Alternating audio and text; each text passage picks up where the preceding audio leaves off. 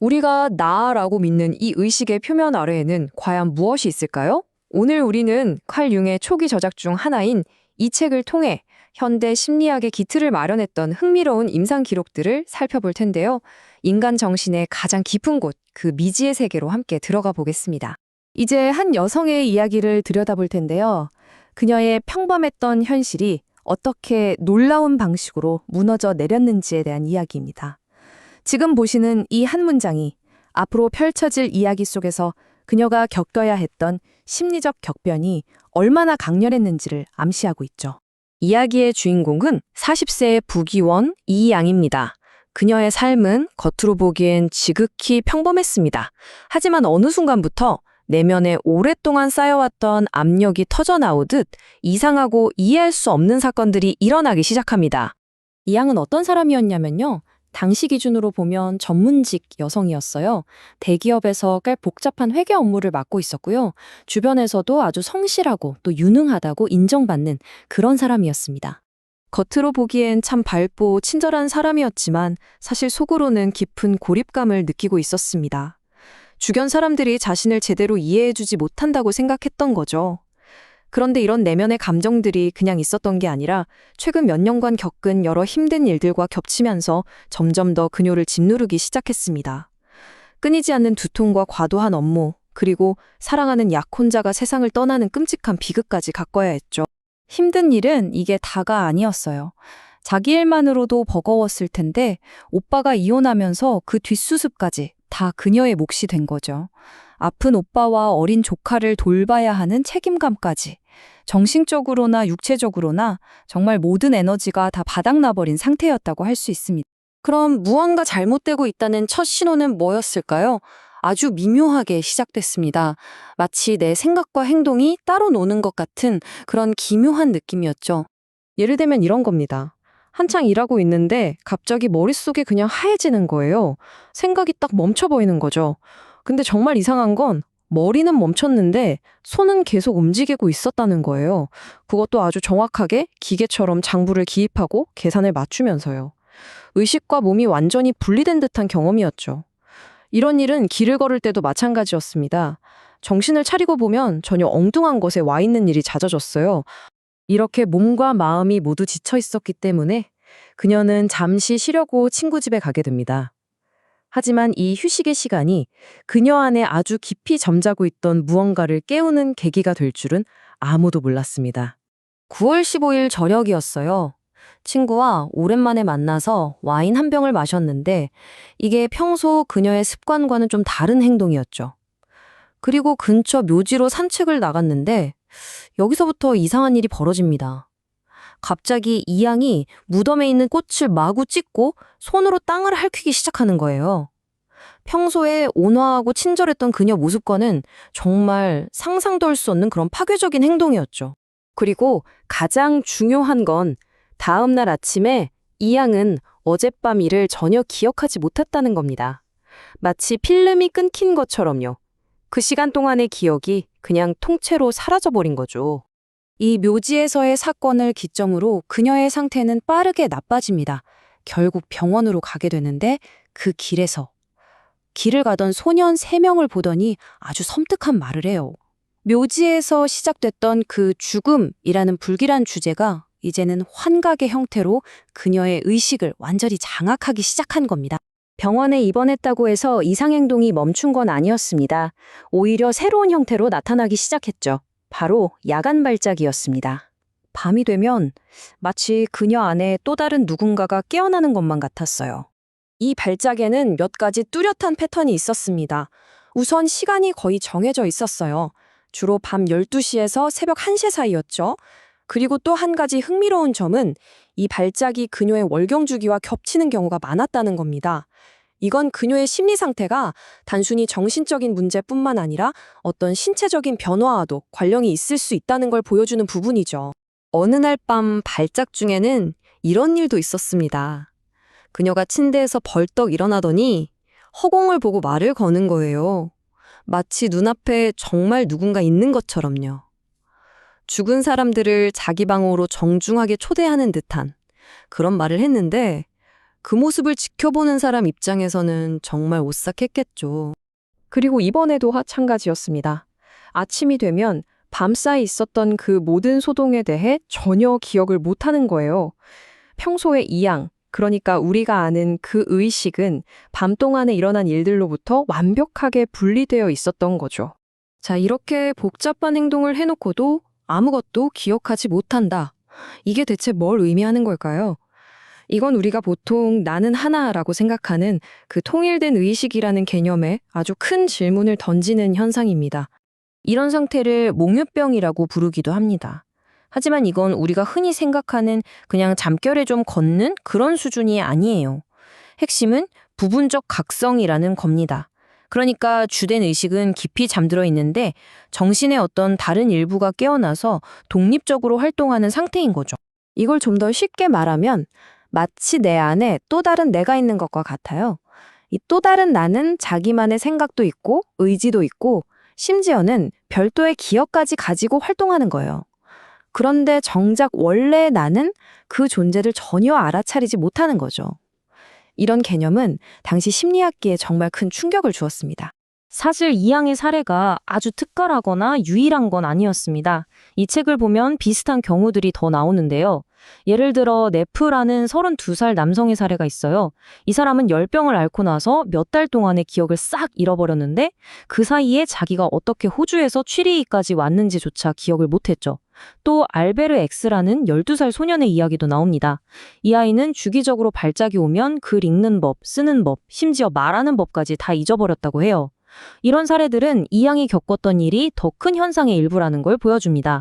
이양과 같은 사례들이 우리에게 던지는 질문은 결국 나라는 존재의 본질에 대한 질문일 겁니다. 우리가 평소에 나라고 생각하는 이 또렷한 의식, 어쩌면 이게 전부가 아닐 수도 있다는 거죠. 마치 거대한 빙산의 일각처럼 수면 아래에는 우리가 전혀 알지 못하는 거대한 무의식의 세계가 있는 건 아닐까요?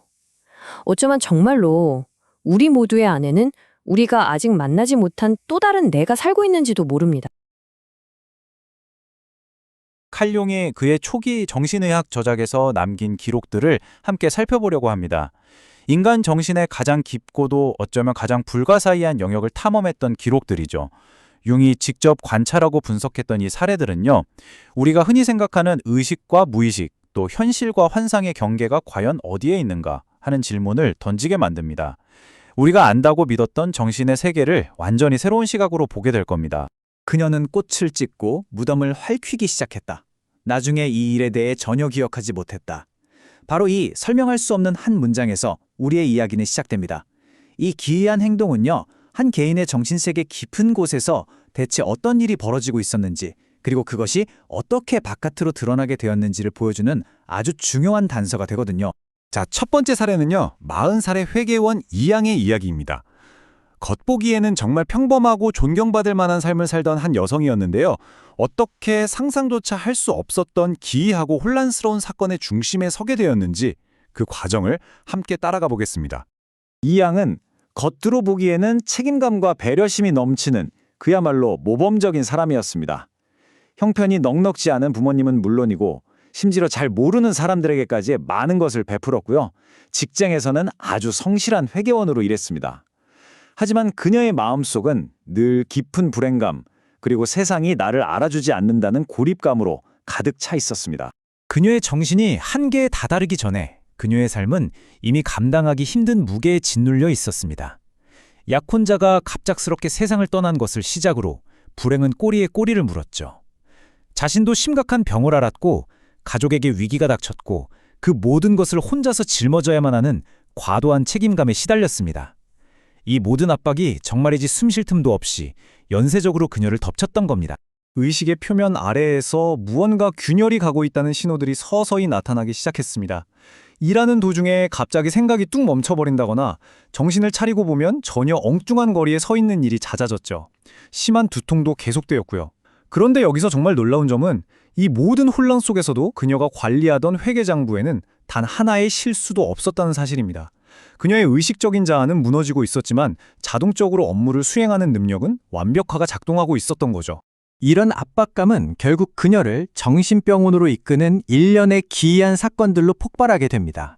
그리고 바로 그곳에서 밤마다 벌어지는 섬뜩한 대화를 통해 그녀 상태의 진짜 본질이 서서히 그 모습을 드러내기 시작합니다. 임계점은 친구 집을 방문했을 때 찾아왔습니다. 평소와는 달리 마셨던 술 한 병이 어떤 방아쇠가 된 걸까요? 그녀는 묘지에서 자기 자신이라고는 도저히 믿을 수 없는 아주 기이한 행동을 저질렀습니다. 마치 다른 누군가에게 조종이라도 당하는 것처럼요.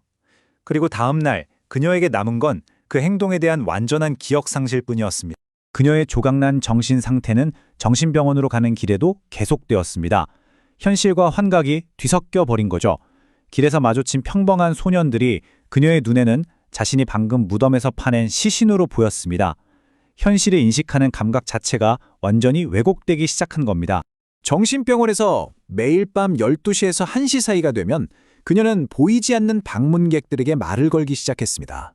마치 죽은 사람들과 대화를 나누는 것 같았지만 다음 날 아침에는 아무것도 기억하지 못했죠. 그녀는 보이지 않는 그들이 모두 도착하기를 기다렸습니다. 그리고 그들이 다 모이면 자신도 그들을 따라가겠다고 속삭인 뒤에야 깊은 잠에 빠져들곤 했습니다. 이 기이한 일은 밤에만 일어났습니다. 낮 동안 그녀는 완전히 명료한 상태를 유지했죠.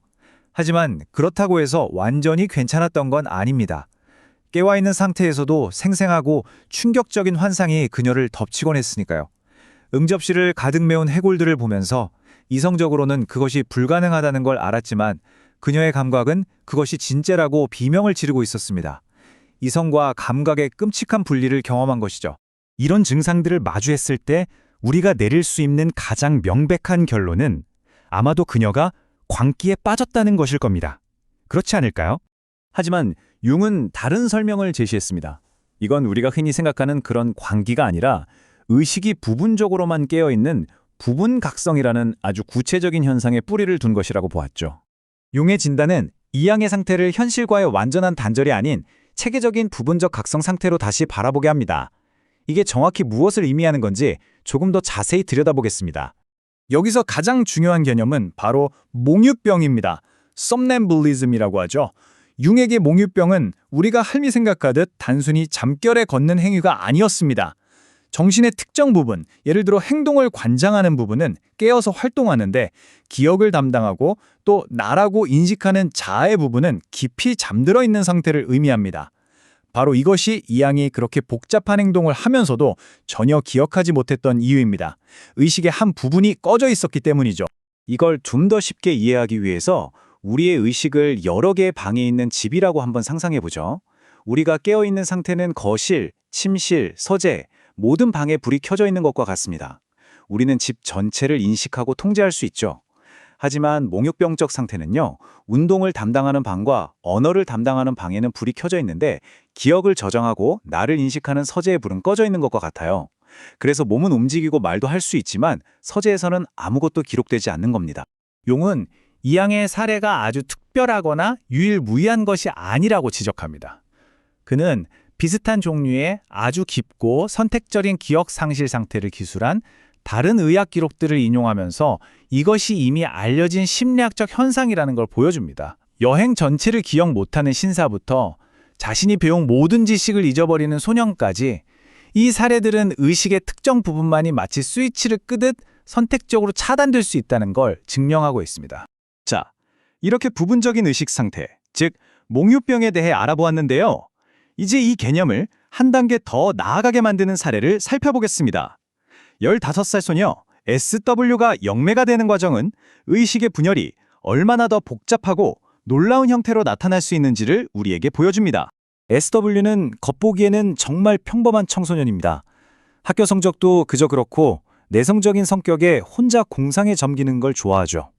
하지만 이 평범한 겉모습 뒤에는 여러 세대에 걸쳐 이어진 놀라운 가족력과 또 그보다 더 놀라운 운명이 숨겨져 있었습니다. 자, 이 표를 한번 보세요.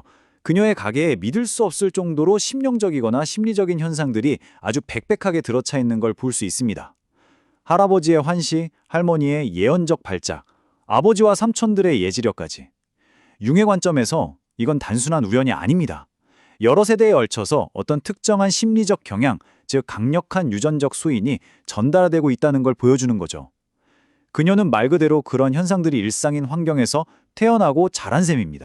이러한 가족 배경 속에서 SW는 친척들과 함께 교령회를 열기 시작합니다.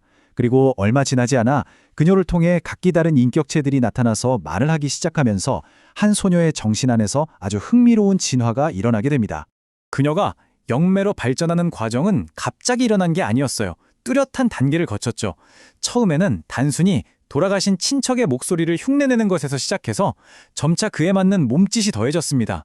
그리고 마침내 평소의 내성적인 모습은 온데간데 없이 마치 다른 사람이 된 것처럼 행동하기 시작했죠. 평소에는 쓰지도 않던 유창하고 고상한 문어체 독일어를 구사하고 몸짓 하나하나에 기품이 흘렀습니다. 이건 단순한 흉내를 넘어서 완전한 인격의 변형이라고 봐야 할 겁니다. 초기에 그녀를 통해 말했던 지배적인 인격은 바로 그녀의 할아버지였습니다. 성직자였던 할아버지의 영혼은 엄숙하고 종교적인 메시지를 전달하면서 교룡회를 경건한 분위기로 이끌었죠.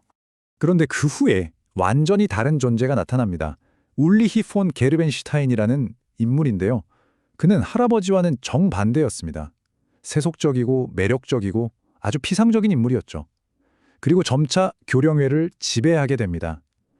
그의 등장은 교령회의 성격을 경건한 종교 의식에서 활기 넘치는 사교 모임으로 완전히 바꾸어 놓았습니다. 바로 이 지점에서 우리는 아주 심오한 질문과 마주하게 됩니다. 이 목소리들은 정말 다른 세계에서 온 걸까요? 아니면 한 소녀의 무의식 속에 잠재되어 있던 조각난 인격의 파편들일까요? 이 질문에 대한 답을 찾아가는 여정은 결국 인간 정신의 본질이란 무엇인가에 대한 탐구로 우리를 이끌게 될 것입니다. 네, 오늘은 카를 융의 초기 연구 속으로 들어가서 인간 정신의 가장 기이하고도 깊은 곳을 함께 들여다보려고 합니다. 20세기 초 융은 우리가 의식이라고 부르는 것의 본질에 대해 아주 근본적인 질문들을 던졌는데요. 지금부터 그의 책에 담긴 정말 놀라운 사례들을 하나씩 따라가 보겠습니다. 이 문장 정말 강렬하죠. 우리를 곧바로 분열된 마음의 한 가운데로 데려다 놓습니다. 한번 상상해 보세요. 평범한 응접실에 해골무리가 가득한데 이게 진짜가 아니라고, 환각이라고 스스로를 설득할 수가 없는 상태. 바로 이 현실과 환각이 뒤섞인 지점에서 우리의 이야기는 시작됩니다. 이런 기이한 현상들을 이해하기 위해서 융은 몽유병이라는 개념에 주목했습니다. 그런데 여기서 말하는 몽유병은요, 우리가 보통 생각하는 밤에 잠결에 걸어다니는 그런 단순한 상태가 아니에요. 그것과는 차원이 다른 훨씬 더 복잡하고 심오한 상태를 가리킵니다. 우리의 마음을 아주 커다란 저택이라고 한번 비유해 볼까요? 주인인 나는 저택의 모든 방을 속속들이 안다고 믿고 있죠. 하지만 몽역병은 그 저택에 아무도 몰랐던 숨겨진 별관이 있다는 걸 발견하는 것과 같아요. 그 별관에는 저택의 모든 것을 훤히 꿰뚫고 있는 또 다른 거주자가 살고 있는데 정작 주인인 나는 그 존재를 전혀 알지 못하는 거죠. 이 숨겨진 거주자라는 개념이 실제로 어떻게 나타나는지 한 사례를 통해 자세히 살펴보겠습니다. 극심한 개인적, 직업적 스트레스에 시달리던 40살의 부귀원 이양의 이야기입니다. 그녀의 사례는 우리의 의식이 어떻게 조각날 수 있는지를 정말 생생하게 보여주죠. 그녀의 삶은 마치 점점 조여오는 압박을 그려놓은 그림 같았어요. 슬라이드에서 보시는 것처럼 약혼자의 갑작스러운 죽음, 가족의 불행, 그리고 과도한 업무와 책임감 같은 이런 보이지 않는 짐들이 계속해서 그녀를 짓눌렀던 겁니다. 결국 그녀의 의식에 균열이 생길 수밖에 없는 그런 심리적인 토양이 만들어지고 있었던 거죠. 사건은 9월 15일에 터지고 맙니다. 정서적으로 완전히 탈진한 상태에서 평소와는 다르게 와인을 마신 것이 아마도 기폭제가 된 것 같아요. 그날 오후 그녀는 묘지에서 산책을 하다가 갑자기 꽃을 마구 찢고 무덤을 손으로 긁어대는 상식 밖의 행동을 합니다. 그리고 더 무서운 건 나중에 그 행동을 전혀 기억하지 못했다는 거예요. 바로 이 순간 그녀 안에 다른 충동적인 자아가 잠시 고삐를 잡았던 겁니다. 그녀가 기억하지 못하는 그 묘지에서의 경험, 즉 죽음과 무덤이라는 주제는 이제 그녀가 깨어있을 때의 의식 속으로 스며들기 시작했습니다. 마치 잊어버린 악몽의 파편들이 현실 세계를 잠식하는 것처럼요. 그래서 길에서 마주친 새 소년을 보고 자기가 무덤에서 파낸 새구의 시체라고 인식했던 것입니다. 밤마다 벌어지는 이 발작은 완전한 인격의 분열을 보여주는 듯 했습니다. 그녀의 깨어있는 자아는 몽유병 상태의 자아가 매일 밤 연출하는 이 극적인 장면에 대해서 아주 조금도 기억하지 못했어요. 더 놀라운 점은 그녀가 자신의 이런 상태에 대해 정말 놀라울 정도로 무관심했다는 사실입니다. 바로 여기가 결정적인 지점입니다. 수면 상태에 들어가자 그녀는 묘지에서 있었던 일, 그리고 밤마다 벌어졌던 일들을 모두 기억해냈거든요. 그러니까 기억이 사라진 게 아니었던 거죠. 단지 그녀의 주된 의식이 접근할 수 없었던 것뿐입니다. 그 모든 기억들은 아까 비유했던 마음의 저택, 그 숨겨진 별관 안에 고스란히 저장되어 있었던 겁니다. 자, 이 양의 사례가 의식의 숨겨진 별관을 보여주었다면 지금부터 살펴볼 SW의 사례는 한 걸음 더 나아갑니다. 그 별관 안에 완전히 다른 인격체가 살고 있는 경우라고 할 수 있겠네요. 단순한 기억 상실을 넘어서 완벽하게 형성된 또 다른 인격의 영역으로 들어가 보겠습니다.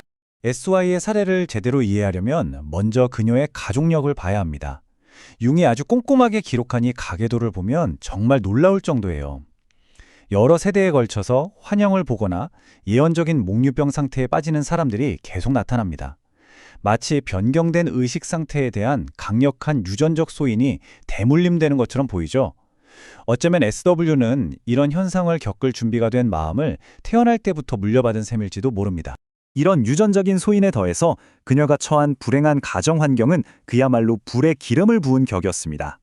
비논리적이고 때로는 잔인하기까지 한 어머니 밑에서 자라면서 공상에 빠지는 경향이 강했거든요. 그녀의 내면은 곧 펼쳐질 아주 극적인 심리 드라마의 완벽한 무대가 되어가고 있었습니다. 이 모든 현상의 시작은 의외로 아주 평범했습니다. 당시 유럽에서 유행하던 테이블 터닝이라는 영혼을 부른다고 알려진 간단한 모임에서부터 모든 것이 시작됐죠. 여기서 우리는 이 현상이 점차 진화하는 명확한 과정을 볼 수 있어요. 처음에는 유리잔이 움직여서 메시지를 전달하는 겉으로 보기에는 외부적인 현상으로 시작합니다. 이게 곧 종교적인 메시지를 전하는 단계로 발전하고 마침내 SW 자신이 깊은 무아지경 상태에 빠져서 직접 환영을 보는 완전히 내면적인 경험으로 나아갑니다. 외부에서 내부로 점차 깊어지는 과정이 뚜렷하게 보이죠. 용이 기록한 이 임상적인 묘사를 보면 이게 단순한 연기가 아니었음을 알 수 있습니다.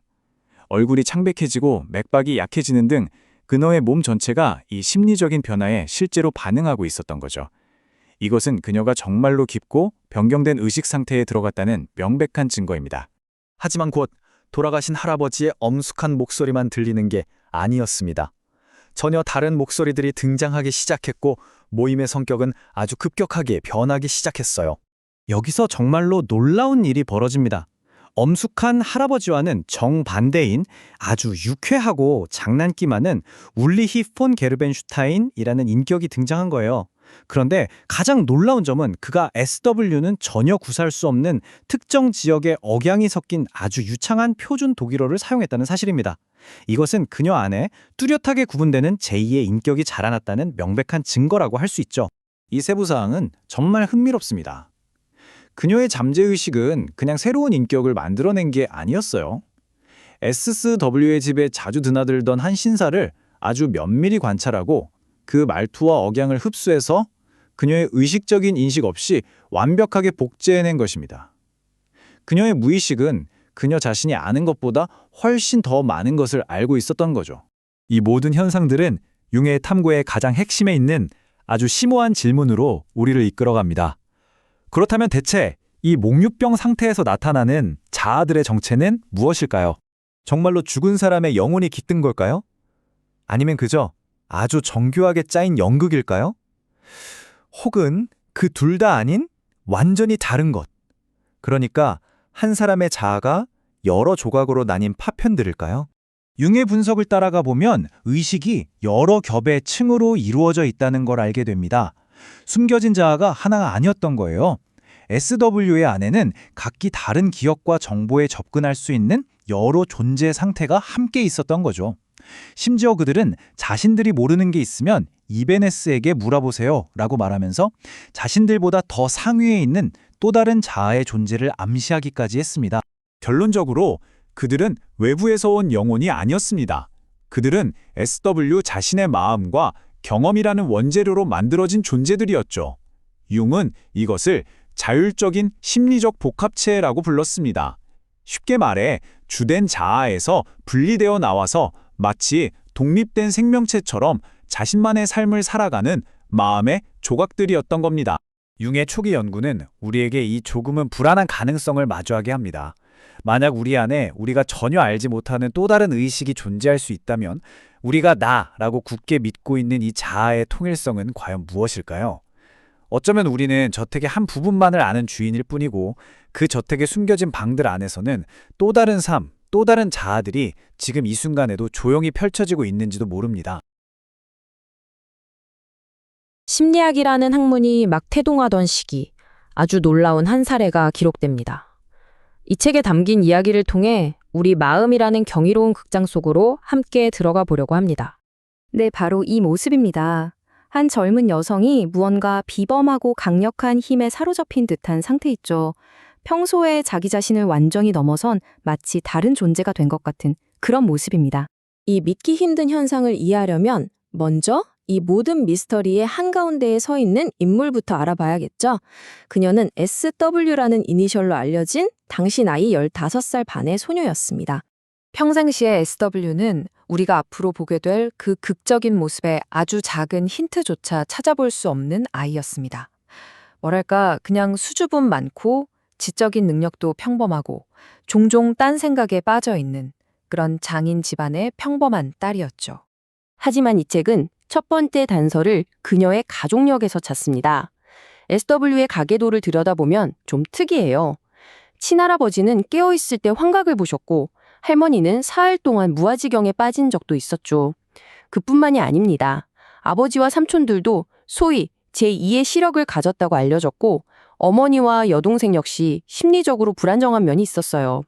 한마디로 그녀의 가족력은 심리적 특이함과 환영을 보는 경향으로 가득 차 있었던 거죠. 이것은 그녀에게 어떤 강력한 소인이 있었을 수 있다는 점을 암시합니다. 그녀의 개인적인 환경도 한번 살펴볼 필요가 있습니다. 교육은 제대로 이루어지지 않았고 어머니에게는 일관성 없는, 때로는 잔인하기까지 한 대우를 받았습니다. 집을 갑갑하고 불행한 곳으로 여겼죠. 책을 많이 읽은 것도 아니었어요. 그녀가 아는 문학이라고는 학교에서 배운 시나 잡지 소설 정도가 전부였습니다. 특히 중요한 건 신비주의에 관한 책은 집에 들여놓는 것조차 금지되었다는 사실입니다.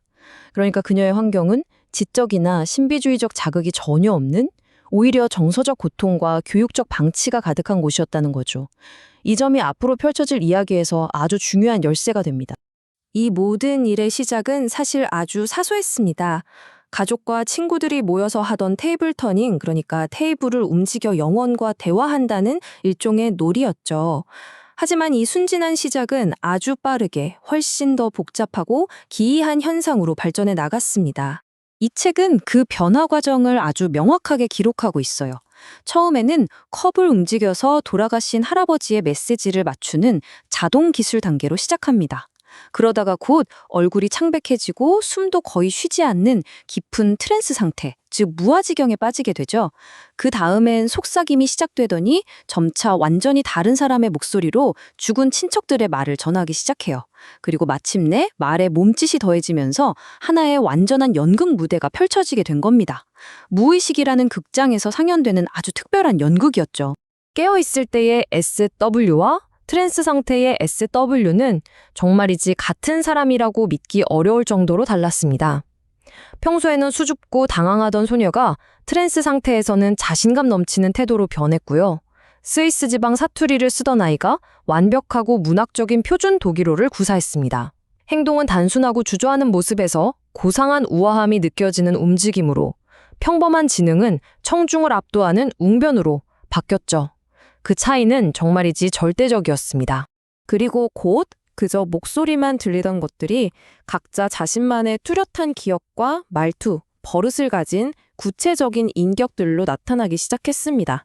연극의 등장인물들이 하나둘씩 무대에 오르는 것처럼요. 그중 첫 번째이자 가장 지배적인 인물은 돌아가신 그녀의 할아버지였습니다. SW의 입을 통해 나타난 할아버지 영혼은 성경에 나올 법한 격언이나 교훈적인 시, 그리고 손녀에 대한 깊은 사랑이 담긴 말들을 마치 홍수처럼 쏟아냈습니다. 이렇게 엄숙하고 교훈적인 분위기로 진행되던 강신회에는 어느 날 아주 다른 종류의 인격이 등장하면서 극적으로 분위기가 바뀝니다. 이 새로운 인물의 이름은 울리히 폰 게르벤슈타인. 할아버지의 엄숙함과는 정반대였죠. 그는 수다스럽고 농담을 즐기고 때로는 좀 경박하기까지 한 인물이었습니다. 강한 북독일 억양으로 여성들에게 매력적인 칭찬을 늘어놓았죠. 놀랍게도 이 인물은 SW의 집에 자주 드나들던 한 신사의 모습을 완벽하게 복제한 것이었습니다. 결국 이 유쾌한 인물은 엄숙한 할아버지를 밀어내고 강신회의 주인공이 됩니다. 여기서 정말 결정적으로 중요한 점이 있습니다. SW의 입을 통해 나타난 이 다른 인격들은 SW 본인조차 까맣게 잊고 있던 기억을 포함해서 그녀가 살아오면서 겪었던 모든 경험을 전부 다 알고 있었다는 겁니다. SW의 무의식은 단순히 다른 인격들을 흉내내는 것에서 멈추지 않았습니다. 한 걸음 더 나아가서 아예 정교한 허구의 세계와 독특한 우주론까지 완전한 시스템을 만들어내기 시작했어요. 그 계기는 주변 사람들이 그녀를 다른 유명한 영매와 비교하면서 시작됐습니다. 이 말에 자극을 받은 SW의 무의식은 이베네스라는 신비로운 자아를 중심으로 하는 아주 정교하고 복잡한 환생 시스템을 만들어냈습니다. 이건 그냥 막연한 믿음 같은 게 아니었어요. 구체적인 규칙과 방대한 역사를 가진 하나의 거대한 서사시였죠. 그 시스템의 규칙은 이렇습니다. 먼저, 이베네스는 200년마다 환생해야 하는 영적인 존재입니다. 그리고 SW의 전생 중 하나가 바로 그 유명했던 프레폴스트의 투시가였다고 밝혀지죠. 더 나아가 그녀가 아는 모든 사람들에게도 과거의 삶이 주어지고 이들이 모두 거대한 가계도로 얽히게 됩니다. 이 관계들은 독살, 살인, 위조 유언장 같은 아주 자극적이고 소름 끼치는 이야기들을 통해 설명되었어요.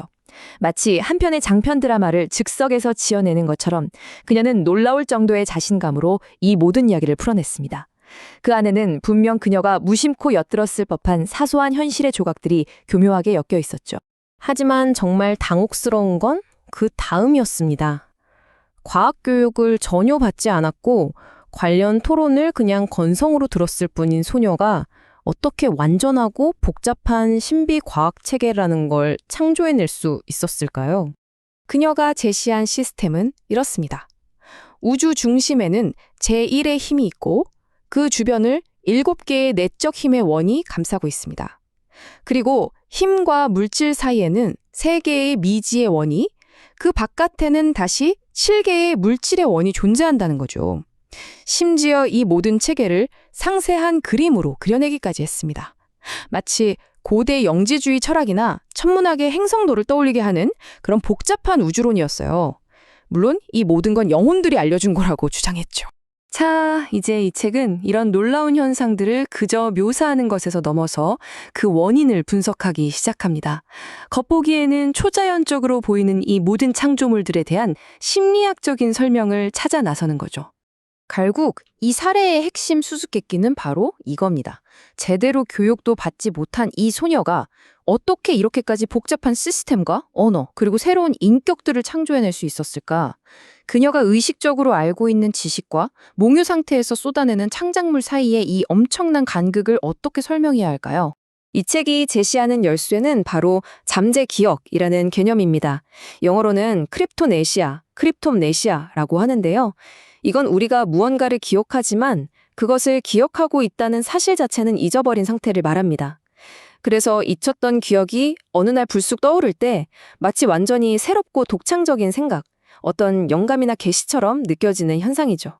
이 잠재 기억이라는 렌즈로 SW의 사례를 다시 들여다보자 놀라운 사실들이 밝혀지기 시작합니다. 그녀가 만들어낸 환상적인 창조물들의 거의 모든 요소들이 사실은 그녀가 과거에 스치듯 경험했던 현실의 조각들이었던 거죠. 예를 들어 그녀가 말했던 페르수스, 페누스 같은 신비로운 이름들은 어릴 때 들었던 페르세우스, 비너스 같은 천문학 용어를 잘못 기억한 것이었고, 마그네소르나 히포스 같은 힘의 이름도 자성, 매그네티즘, 최면, 히프노시스 같은 단어에서 비롯된 것이었습니다. 심지어 그녀가 사용한 낯선 단어, 베나는 최근 해부학 책에서 봤던 정맥, 베나라는 단어였죠. 그리고 울리히 폰 게르벤슈타인이라는 인격은 앞서 말했듯이 실제 지인의 완벽한 모방이었습니다. 모든 조각이 제자리를 찾아가기 시작한 겁니다. 우리의 뇌는 아무리 사소한 인상이라도 결코 잊지 않는다고 합니다. 모든 경험은 지울 수 없는 흔적을 남기죠. SW의 무의식은 마치 거대한 기록 보관소처럼 그녀가 살면서 보고 들었던 모든 정보의 파편들을 차곡차곡 저장하고 있었던 겁니다. 그리고 그녀가 깊은 트랜스 상태에 빠졌을 때 그 무의식의 무대 위에서 저장되었던 정보들이 재구성되고 조합되어 완전히 새로운 창조물처럼 상연되었던 것이죠. 결국 SW의 사례는 초자연적인 현상에 대한 이야기가 아닙니다. 그것은 우리 인간의 마음이 가진 우리가 상상하는 것보다 훨씬 더 심오하고 신비로운 능력에 대한 증언이죠. 그녀의 이야기는 우리 자신에게 질문을 던집니다. 만약 우리의 마음이 자신도 모르게 온전한 세계와 인격들을 저장하고 재창조하고 드러낼 수 있다면 우리가 나라고 믿는 이 의식적인 자아는 과연 어디서부터 시작해서 어디까지 이어지는 걸까요? 어쩌면 우리의 의식은 거대한 빙산의 일각에 불과한 것일지도 모릅니다. 20세기 초에 있었던 일입니다. SW라는 이니셜로만 알려진 한 젊은 여성의 사례가 당시 심리학계를 정말 발칵 뒤집어 놓았는데요. 지금부터 우리가 함께 들여다볼 그녀의 이야기는 인간의 정신이 얼마나 복잡하고 또 그 무의식이라는 게 얼마나 엄청난 창조력을 가졌는지 보여줄 겁니다. 어쩌면 우리가 현실이라고 믿고 있는 것들의 경계가 어디까지인지 다시 생각하게 될지도 모르겠네요. 자, 이런 정말 믿기 힘든 현상들을 파헤치기 전에 우리가 먼저 해야 할 일이 있습니다. 바로 그 모든 사건의 중심에 서 있던 SW라는 소녀, 그녀가 과연 어떤 사람이었는지를 아는 거죠. 왜냐하면 모든 실마리는 바로 그녀의 삶과 또 그녀의 가족 이야기 속에 고스란히 담겨 있거든요. 처음 봤을 때 SW는 글쎄요, 정말 눈에 띄지 않는 아주 평범한 15살 소녀였어요. 체격도 여리고 조용하고 내성적인 성격에 지능도 그냥 보통 수준. 학교 공부에는 별로 흥미가 없고 그저 멍하니 공상에 빠지는 걸 좋아하는 우리 주변에서 흔히 볼 수 있는 그런 10대였죠. 그런데 바로 이 평범함, 이게 나중에 벌어질 일들을 생각하면 오히려 더 소름 끼치는 부분이에요. 이렇게 평범해 보이는 소녀의 내면에서 그런 일들이 벌어지고 있었다니 말이죠. 하지만 그녀의 가족, 그 배경을 들여다보면 평범이라는 단어와는 거리가 아주 멉니다. 정말 보통이 아니에요. 뭐랄까, 대대로 심령적인 기질, 환영을 보는 능력, 좀 기이한 행동들이 집안 내력처럼 이어져 내려왔어요. 예를 들어 친할아버지는 목사님이셨는데 멀쩡히 깨어있는 상태에서 눈앞에 연극의 한 장면처럼 생생한 환영이 펼쳐주는 걸 보셨다고 해요. 또 할머니는 젊었을 때 사흘 동안이나 깊은 무아지경 상태에 빠져서 뜨거운 인도로 머리를 지져서야 겨우 깨어났다는 일화도 있고요. 그 후로는 감정이 격해지면 기절하면서 예언 같은 걸 하셨다고 합니다. 아버지나 삼촌들도 마찬가지로 예지몽을 꾼다거나 하는 좀 독특한 분들이었고, 어머니는 심리적으로 굉장히 불안정한 분이셨다고 해요. 그러니까 SW는 이런 심리적으로 정말 특이한 기질들로 꽉 찬 혈통을 물려받은 셈이죠. 이런 가정 환경이 편안했을 리가 없죠. 특히 어머니의 거칠고 폭력적인 대우는 어린 SW에게 큰 고평이었습니다. 늘 불행하고 주눅이 들어있었고 집에 들어가는 것 자체를 두려워할 정도였으니까요. 당연히 제대로 된 교육을 받기도 어려웠겠죠. 그래서 문학이라던가 좀 복잡한 신비주의 같은 주제에 대해서는 아는 게 거의 없었어요. 그녀는 자꾸만 집을 피해서 밖으로 겉돌았고, 그렇게 세상과 단절될수록 역설적으로 그녀의 내면 세계는 점점 더 깊고 더 복잡하게 자기만의 성을 쌓아 올리기 시작합니다. 그녀의 마음속에서 뭔가 심상치 않은 일이 벌어지고 있다는 첫 번째 신호는 아주 사소하고 이상한 습관에서 나타났어요. 책을 소리내서 읽을 때였는데 분명 책에는 표준 독일어로 쓰여 있거든요. 그런데 그녀는 자기도 모르게 그 단어들을 스위스 방언으로 바꿔서 읽는 거예요. 예를 들면 표준어로 염소를 뜻하는 치게라고 쓰여 있으면 스위스 방언인 가이스라고 읽는 식이죠. 본인은 전혀 의식하지 못했고 가족들은 그저 어리둥절할 뿐이었습니다. 지금 와서 생각해보면 이건 정말 중요한 단서예요. 마치 그녀의 머릿속에 두 개의 다른 언어 시스템이 동시에 돌아가고 있었던 것처럼요.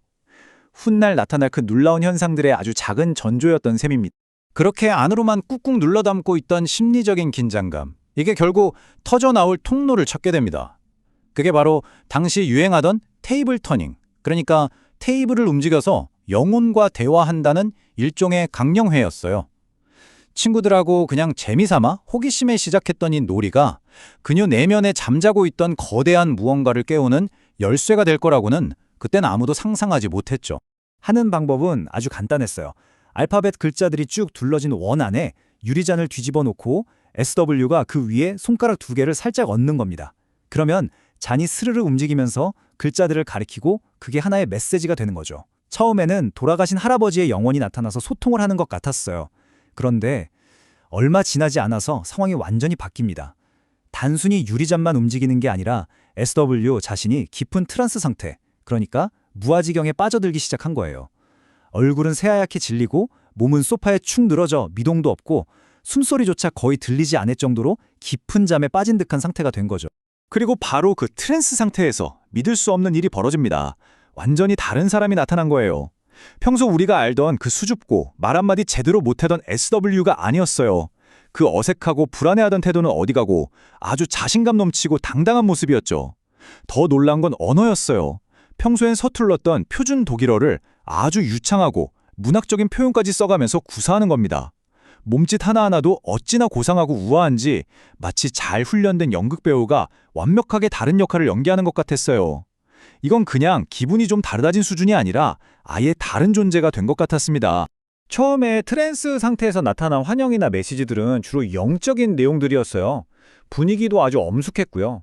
돌아가신 친척들이 하얗게 빛나는 모석으로 나타나서 어떤 상징적인 의미가 담긴 꽃을 건네주기도 하고 또 돌아가신 할아버지의 영혼이 나타나서 위로나 교훈이 되는 말들을 전해주기도 했습니다. 심지어는 이 조사를 진행하던 연구자의 돌아가신 할아버지와 자신의 할아버지가 팔짱을 끼고 나타나는 환영을 보기도 했죠.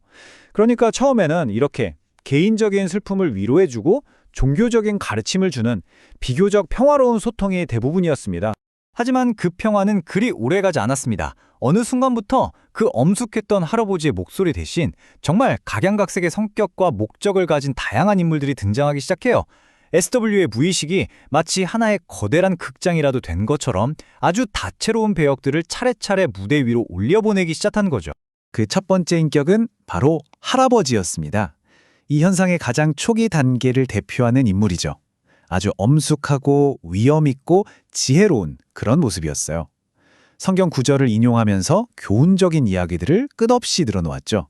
자신은 SW가 태어날 때부터 그녀를 지켜온 수호령 같은 존재이고 그녀의 모든 생각과 비밀을 다 알고 있다고 주장했습니다. 이 할아버지 인격 덕분에 초기의 강령에는 어떤 종교적인 권위와 진지함을 가질 수 있었죠. 그런데 그 다음에 등장한 인물은 정말 180도 달랐습니다. 올리 히폰 게르뱅슈타인이라는 이름의 이 새로운 인격은 할아버지의 엄숙함과는 정반대로 아주 경박하고 수다스러운 인물이었어요. 북독의 역양을 쓰면서 특히 여자들한테 끊임없이 아첨하고 시시콜콜한 잡담을 늘어놓았죠. 그의 등장으로 강령회에는 완전히 분위기가 바뀌었어요. 진지한 영적 탐구는 사라지고 가벼운 수다와 칭찬만이 오갔죠. 결국 이 인물 때문에 강령회의 질이 너무 떨어져서 한동안 모임을 중단해야 할 지경에 이르렀습니다. 자, 여기서 정말 흥미로운 지점이 나옵니다. 이 할아버지나 울리히 같은 인격들이 SW의 마음에 대해 얼마나 알고 있었을까요? 아주 기묘한 관계였는데요. 이들은 SW가 태어나서 겪은 모든 일, 심지어 본인은 까맣게 잊어버린 무의식 속 기억까지 전부 다 알고 있었어요. 그런데 정작 SW가 트랜스 상태에서 보는 그 깊고 신비로운 환상의 세계에 대해서는 거의 아는 게 없었습니다. 여기 도표를 한번 보세요. 다른 트랜스 인격들은 SW의 기억에는 100% 접근할 수 있지만 그녀가 보는 환상 세계에 대해서는 고작 10% 정도밖에 엿보지 못해요. 오직 이베네스라고 불리는 존재만이 그 모든 것을 알고 있었죠. 그래서 그 환상의 세계에 대해 좀 더 깊이 물어보면 다른 인격들은 하나같이 이렇게 대답을 피했어요. 그건 이베네스에게 물어보세요. 이베네스가 알아요. 그럼 이 이베네스는 대체 누구일까요? 바로 SW가 트랜스 상태에 있을 때의 자기 자신, 즉 그녀의 진정한 자아에게 붙여준 신비로운 이름이었습니다. 이건 마치 여러 명의 배우, 즉 인격들이 있지만 그 모든 것을 총괄하는 진짜 감독, 즉 핵심 자아는 따로 있다는 걸 암시하는 것 같지 않나요? 그러던 어느 날 SW의 무의식은 또 한 번의 거대한 도약을 하게 됩니다. 어떤 사람이 그녀를 다른 유명한 영매와 비교하는 말을 했는데 그게 일종의 도화선이 된 거예요. 그 순간부터 그녀의 무의식은 단순히 죽은 자와 소통하는 수준을 넘어서 자기 자신에 대한 아주 방대하고 복잡한 하나의 신화를 만들어내기 시작합니다. 그녀가 만들어낸 이야기는 바로 환생에 대한 거였습니다. 그녀의 진짜 자아, 즉 이베네스, 아주 특별한 영적인 존재라서 200년에 한 번씩은 꼭 인간의 몸으로 태어나야 하는 운명을 가졌다는 거죠. 그리고 이런 운명을 가진 사람은 스웨덴보르그 같은 아주 위대한 역사적 인물들 뿐이라고 주장했어요. 심지어 바로 전생에는 프레포르스트의 투시자라는 이름으로 아주 유명했던 하우페 부인이었다는 구체적인 이야기까지 내놓았습니다. 이건 SW의 무의식이 자기 자신에게 벌어지는 이 기이한 현상에 어떤 역사적이고 신비로운 권위를 부여하려는 시도라고 볼 수 있겠죠. 그리고 이 거대한 환생 신화는 그녀가 주변 사람들을 바라보는 하나의 틀이 되어버립니다. 그런데 그 방식이 좀 섬뜩했어요. 그녀는 자기가 만나는 사람들마다 그들의 전생에 대한 이야기를 지어냈는데 이게 하나같이 낭만적이면서도 아주 끔찍한 내용들이었어요. 예를 들어 그녀가 개인적으로 싫어했던 어떤 여성을 두고는 저 여자는 18세기에 악명 높았던 독살범의 환생이라고 주장하는 식이었죠. 심지어 지금도 결핵균을 배양한 특수한 액체로 남편과 오빠를 죽였다는 정말 무서운 혐의까지 씌웠습니다. 그녀가 만들어내는 이야기들은 이런 식으로 독살, 유혹, 유언장 위조 같은 어둡고 자극적인 주제들로 가득 차 있었고 정작 SW 본인은 이 모든 걸 단 하나의 의심도 없이 철석같이 믿고 있었습니다. 자, 이제 이 이야기의 클라이맥스, 가장 놀라운 단계로 접어듭니다. 바로 그녀가 자기만의 완전한 우주론을 만들어낸 사건이에요. 정말 놀라운 건 이 거대한 체계가 그녀가 그냥 무심코 엿들은 몇 마디의 대화 조각들로 만들어졌다는 겁니다. 이건 SW의 무의식이 얼마나 대단한 능력을 가졌는지 여기저기 흩어진 정보의 파편들을 모아서 하나의 거대하고 논리적인 시스템으로 재구성할 수 있는지 보여주는 정말 경이로운 장면이라고 할 수 있습니다. 상황은 이랬습니다. 강령회가 끝나고 나면 주변에 있던 지식인들이 모여서 이런저런 이야기를 나누곤 했어요. 철학자 칸트가 말한 우주 생성 이론이라던가 에너지 보존 법칙 같은 당시로서는 꽤나 전문적인 과학 이야기들이었죠. 그때 SW는 보통 구석 소파에서 반쯤 졸면서 그 대화를 듣고 있었어요. 나중에 깨어있을 때 아까 그 얘기가 무슨 뜻이야? 하고 물어보면 전혀 설명하지 못했습니다. 이해를 못한 거죠. 하지만 그녀의 의식이 이해하지 못하는 동안 그녀의 무의식은 그 대화 속 단어와 개념들을 스펀지처럼 빨아들이고 있었던 겁니다. 그리고 그걸 조용히 자기만의 방식으로 재조립하고 있었죠. 그리고 어느 날 그녀는 갑자기 선언합니다. 영혼들이 자신에게 이 세계의 모든 비밀, 완전한 우주 시스템을 알려주었다고요. 그러면서 연구자에게 종이와 펜을 가져오게 해서 자기가 말하는 대로 우주의 구조를 그리게 했어요. 그 그림을 보면 정말 정교합니다. 우주의 가장 중심에는 단 하나의 근원력이 있고 그 주위를 7개의 근본적인 힘들이 원을 그리며 둘러싸고 있습니다. 그 밖에는 에너지도 물질도 아닌 중간 단계에 미지 힘들이 있는 3개의 원이 있고 가장 바깥쪽에는 우리가 아는 모든 물질로 이루어진 7개의 원이 이 시스템을 완성하는 구조였죠. 정말 체계적이지 않나요? 그녀는 이 우주의 각 힘들에 아주 이상하고 외국어처럼 들리는 이름들을 붙였는데요. 나중에 이 이름들의 비밀이 밝혀집니다. 바로 잠재기억, 전문 용어로는 크립톰네시아 현상이었어요. 이건 뭐냐면 분명히 과거에 어디선가 듣거나 봤는데 의식적으로는 완전히 잊어버린 기억이 무의식 속에서 불쑥 튀어나오는 현상을 말해요. 여기 표를 보시면 페르수스는 페르세우스 별자리, 펜누스는 금성인 비너스, 시룸은 시리우스 항성계에서 따온 이름이었죠.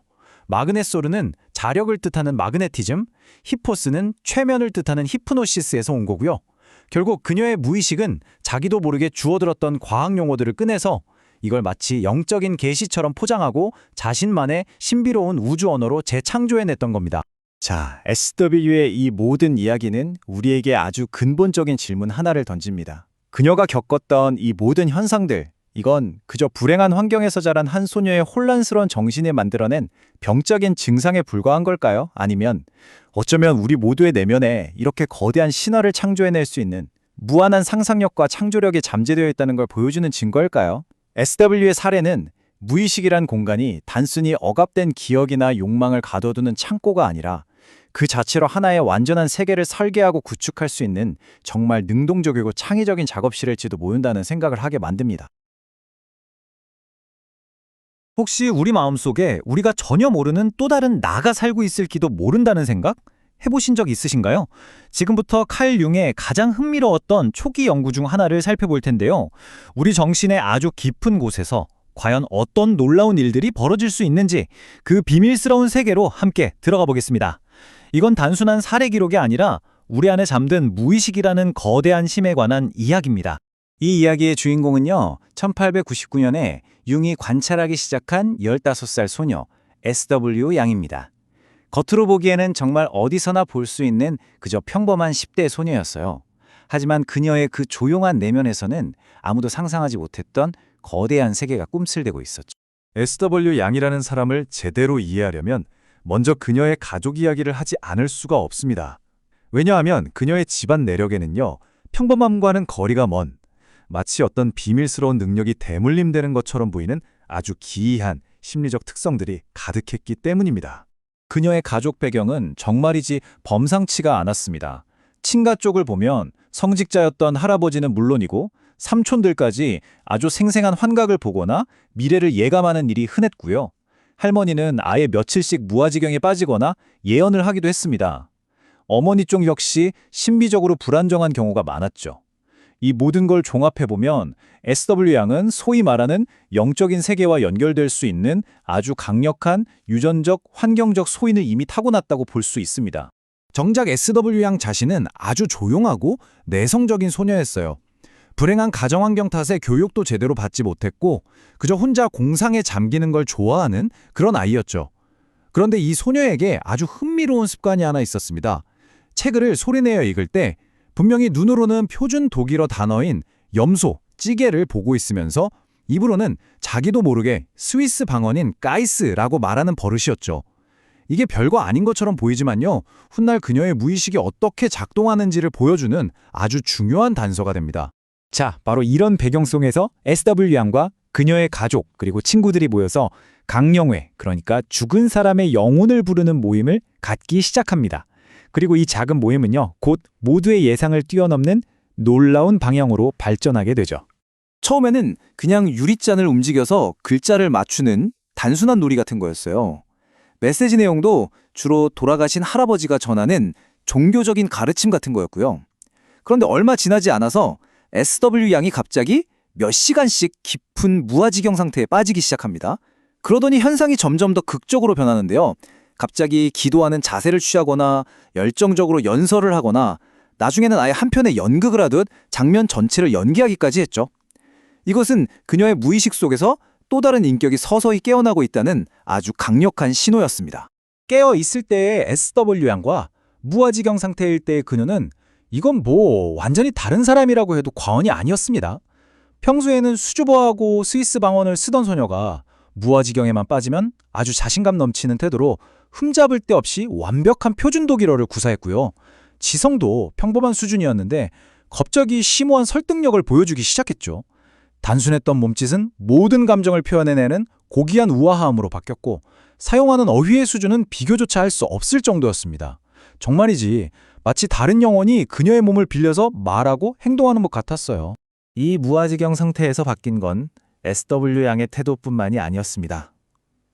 아주 뚜렷하고 일관된 성격을 가진 여러 인격체들이 나타나서 그녀의 입을 통해 말하기 시작한 거죠. 가장 먼저 그리고 가장 자주 나타난 인격은 바로 돌아가신 할아버지였습니다. 그는 스스로를 SW 양의 수호자라고 생각했는데요. 나는 이 세상 누구보다도 그 아이를 사랑했다.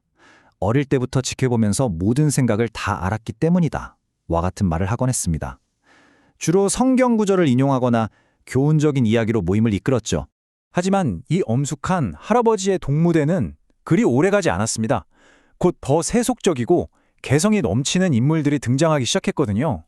마치 SW 양의 무의식이 연출하는 한편의 연극 무대에 각기 다른 목소리와 성격을 가진 배우들이 하나둘씩 오르기 시작한 겁니다. 이 무대의 출연진은 점점 더 다채로워졌습니다. 처음에는 진지한 할아버지가 모임을 이끌었지만 얼마 안 가서 울리 폰 게르벤슈타인이라는 아주 세련되면서도 약간은 경박한 신사가 나타났습니다. 이 매력적인 잡담꾼은 금세 모임의 주인공이 되었고 할아버지의 역할을 완전히 대신하게 됐죠. 그의 등장으로 강룡회의 진지한 분위기는 온데간데 없이 사라지고 마치 사교 모임처럼 변해갔습니다. 정말 놀라운 건요, 이렇게 등장한 인격들이 SW 양이 의식적으로는 까맣게 잊어버린 기억까지 전부 알고 있었다는 점입니다. 그런데 그들은 SW 양을 SW라고 부르지 않았어요. 대신 그녀의 무아지경 상태, 즉 몽유병적 자아에게 이베너스라는 신비로운 이름을 붙여주었죠. 자신의 또 다른 자아에게 이름이 붙여진 바로 이 순간 그녀의 무의식적 창조는 완전히 새로운 차원으로 접어들게 됩니다. 어느 날 모임에 있던 한 사람이 그녀를 보고는 유명한 역사 속 영매와 닮았다고 말합니다. 바로 이 한마디가 불씨가 되어서 SW 양의 무의식은 하나의 완전한 우주론, 즉 자신만의 세계관을 구축하기 시작했습니다. 외부의 작은 암시 하나가 그녀 내면의 거대한 창조력을 폭발시킨 셈이죠. 그녀는 자신을 중심으로 한 정말 거대한 스케일의 영적 서사를 만들어냈습니다. 자신의 영혼 이베네스가 200년마다 환생해야 하는 특별한 존재라고 말하고, 심지어 유명한 신비주의자들이 자신의 영적 남매라고 주장했죠. 이 이야기는 점점 더 확장되어서 모임에 있는 모든 사람들을 전생의 인연으로 엮는 거대한 세계관으로까지 발전했습니다. 평범한 소녀의 무의식이 만들어냈다고는 믿기 힘든 정말 정교하고 방대한 신화였어요. 그녀가 지어낸 이야기들은 독살, 암살, 유혹 같은 아주 자극적인 내용으로 가득했습니다. 특히 자신에게 좀 적대적이었던 한 여성을 콕 집어서 과거의 악명 높은 독살범이 환생한 사람이라며 끔찍한 이야기를 만들어내기도 했죠. 정말 놀라운 점은 그녀 자신은 이 모든 걸 전부 진실이라고 굳게 믿었다는 겁니다. 게다가 주변에서 우연히 엿들은 사소한 정보들을 이야기 속에 교묘하게 섞어 넣어서 듣는 사람이 쉽게 반박할 수 없게 만들었습니다. 이건 정보의 파편들을 가지고 설득력 있는 이야기로 재창조해내는 무의식의 경이로운 능력을 보여주는 대목이죠. 자, 이 모든 현상들은 결국 하나의 중심적인 질문으로 이어집니다. 교육도 제대로 받지 못했고 아는 것도 별로 없는 이 어린 소녀가 대체 어떻게 이렇게 복잡하고 정교한 환상과 체계를 만들어낼 수 있었을까요?